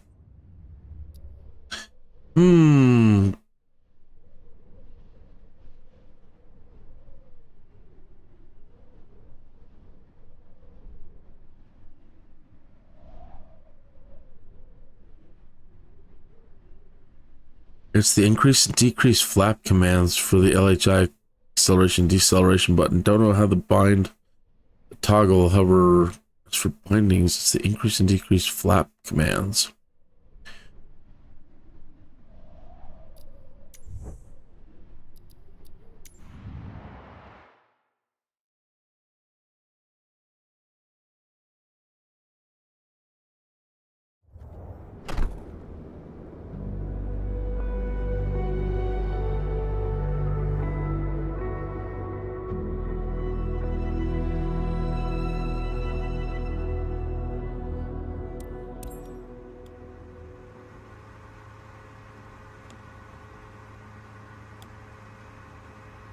What did that do?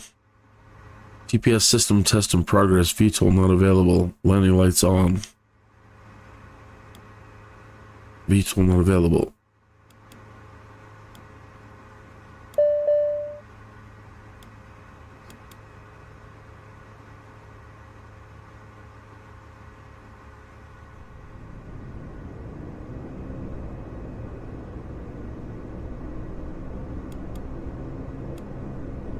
Power lift disagree.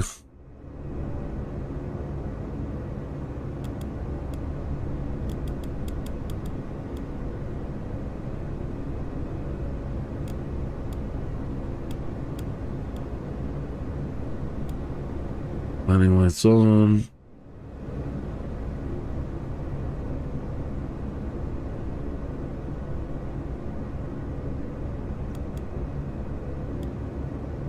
Power lift disagree.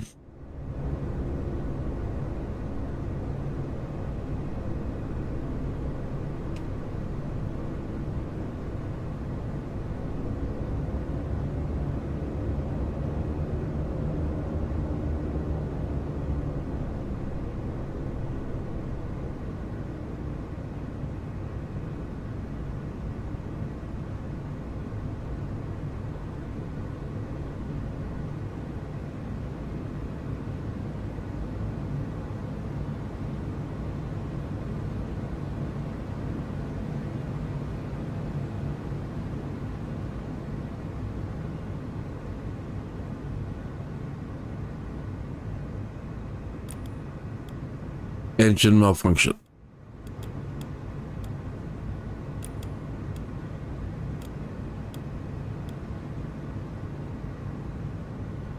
Huh.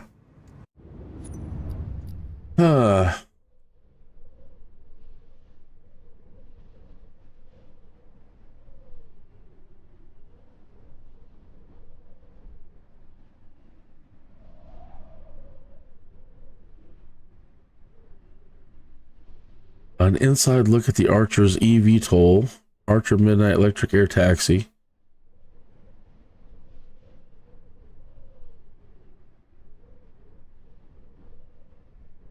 Flight test footage. Anyone managed to make the Joby the Archer work?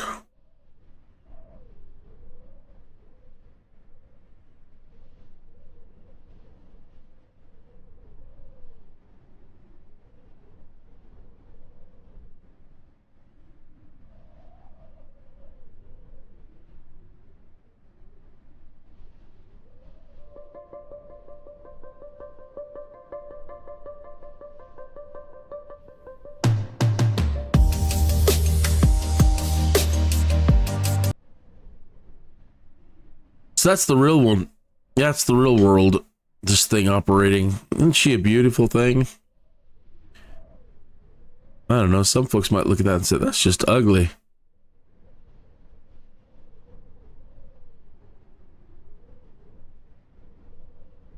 I like it.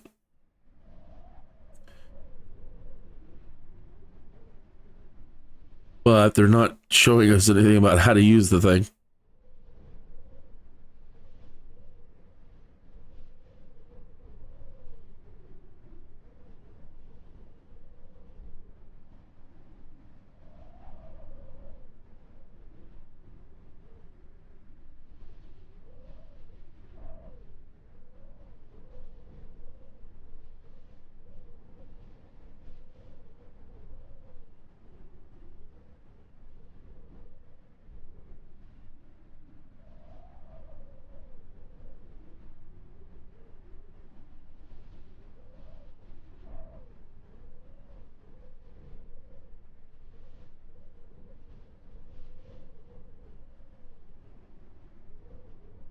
Huh.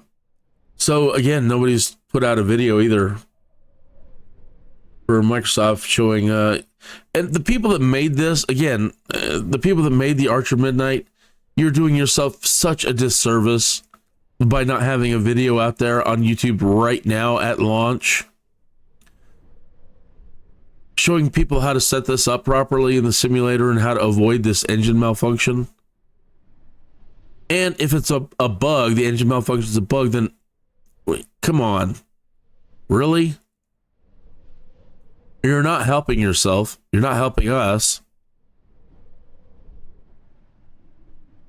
I would love to make a video just on this and how it operates.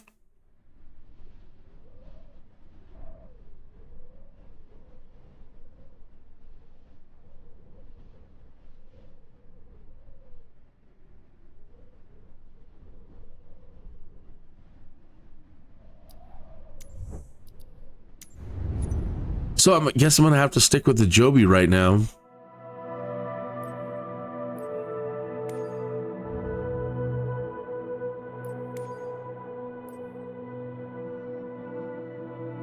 Shame.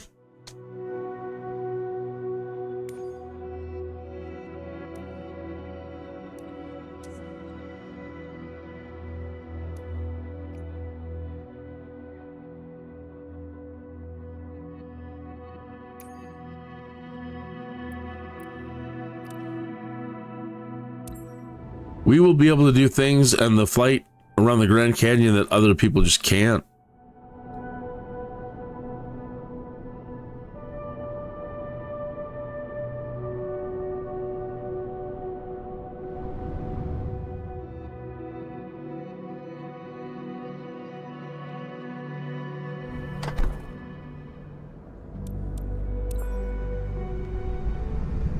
This one should not be able to take off like an aircraft, but when my throttle's on, we'll just see what it does. I don't even think it's in fly mode at the moment. It is.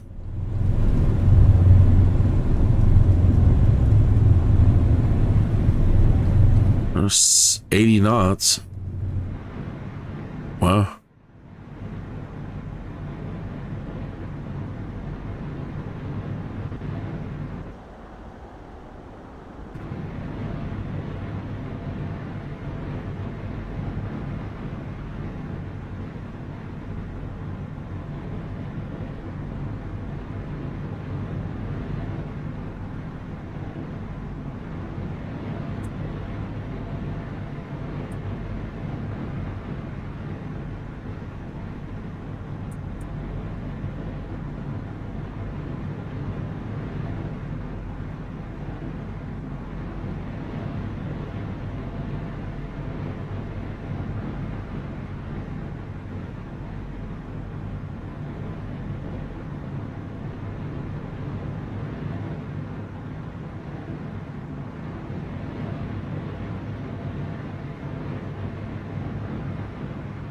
$500.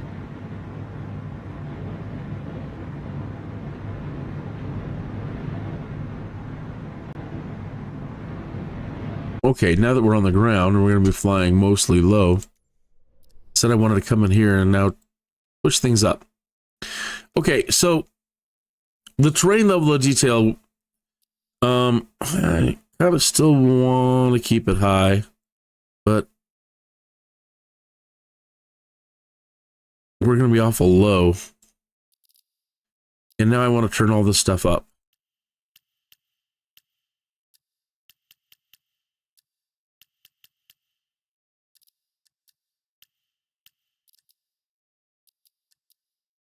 And pump this up. Pull this down.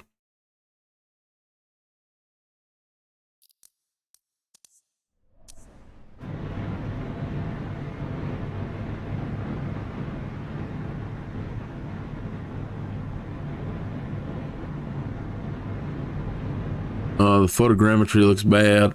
Let's see if it'll load itself up a little bit more.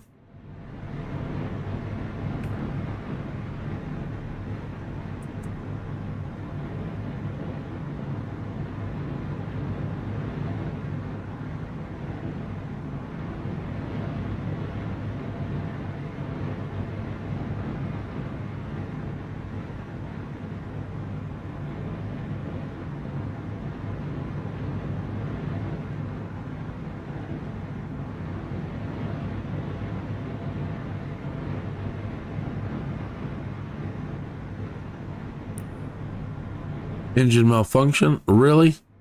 Because am I going too slow or what? I can't believe we're getting an engine malfunction in the Joby.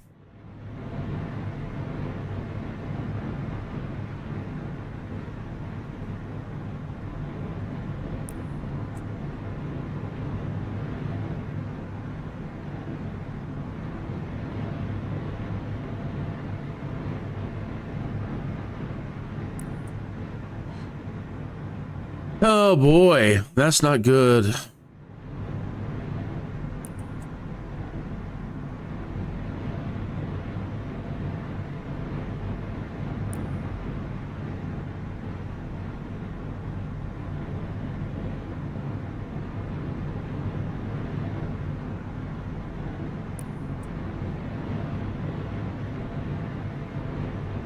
That's sad.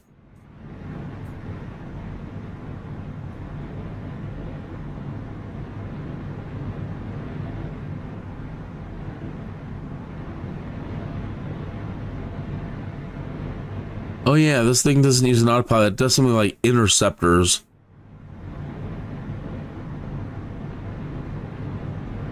I'm not really sure how that works, but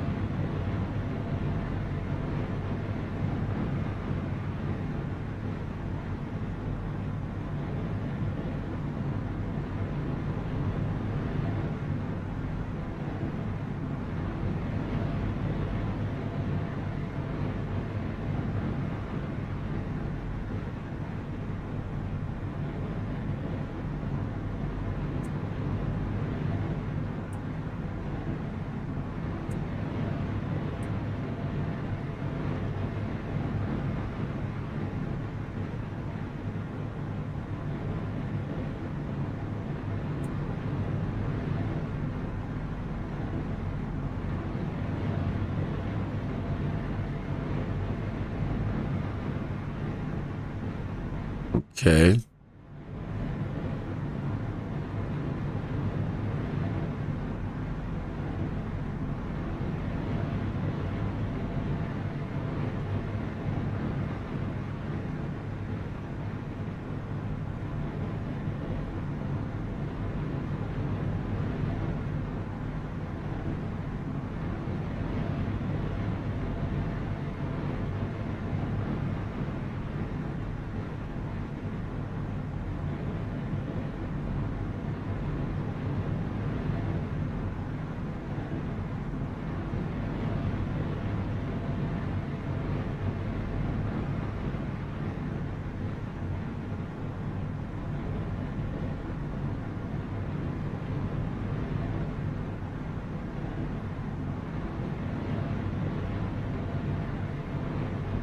The tree problem is back at the Garden of the Gods down there. They've got either the bushes or the trees are gargantuan size and they obscure a lot of the rocks down at the Garden of the Gods.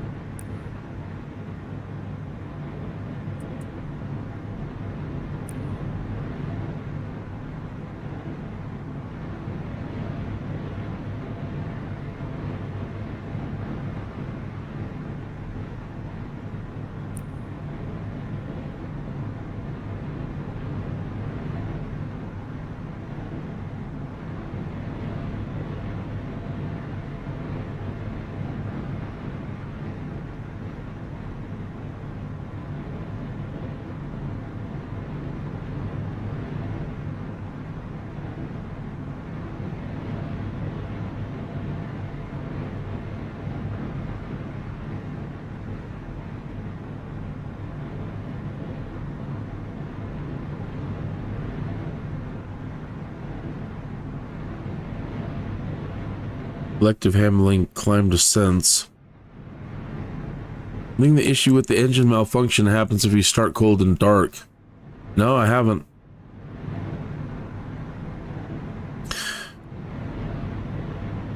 Works fine as long as you start with it running on the runway.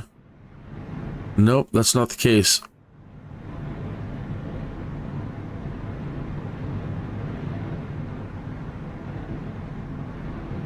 Start from the runway, turn everything off. Slew the plane to a parking spot, and now you are free to start it again if it were cold and dark, but it will work fine. This can be used, for example, if you want to fly on VETSIM. You connect once, you have slewed the plane to a parking spot. Since the latest update, my pilot has grown in height by the look of things. Once I push the stick forward to land, it's like I still want to fly and keep trying to maintain a hover. And that's all there is.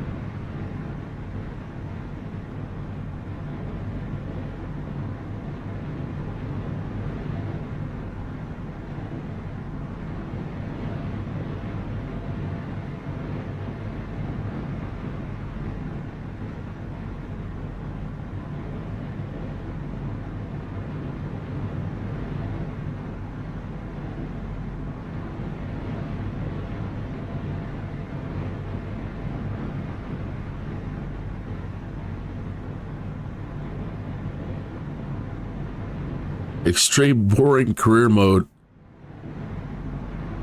Start, fly around point, land. This is so boring. I always fly the same flight, only at a different places. Career mode is just useless and boring. Just fly one point to another point. There's no relations like in some great add-ons where you can have a real career mission in flights. MSFS career is just about flying, making money, spend money, buy a new plane. We can do all those things in free fly. The missions are really poor.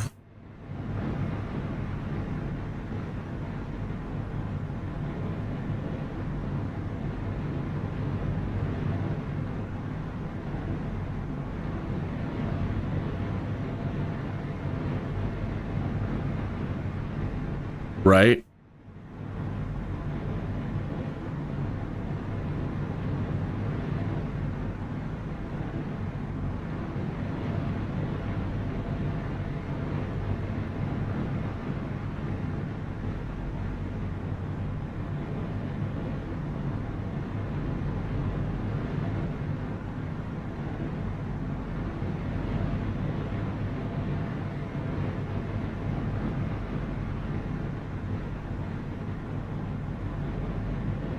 I'm forced to fly a plane I don't want to fly just to make a number get bigger.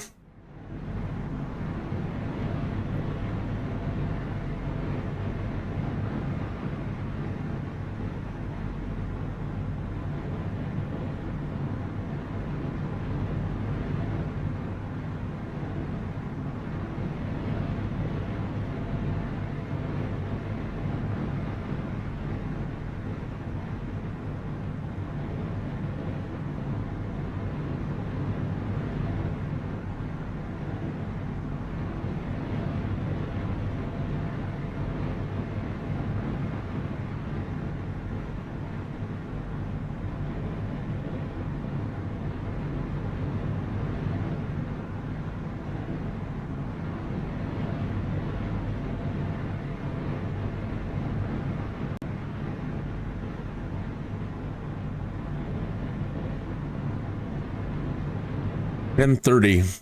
Okay.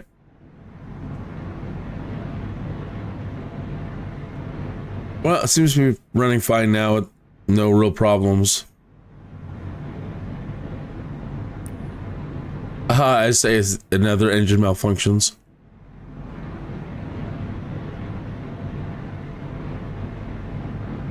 Oh well.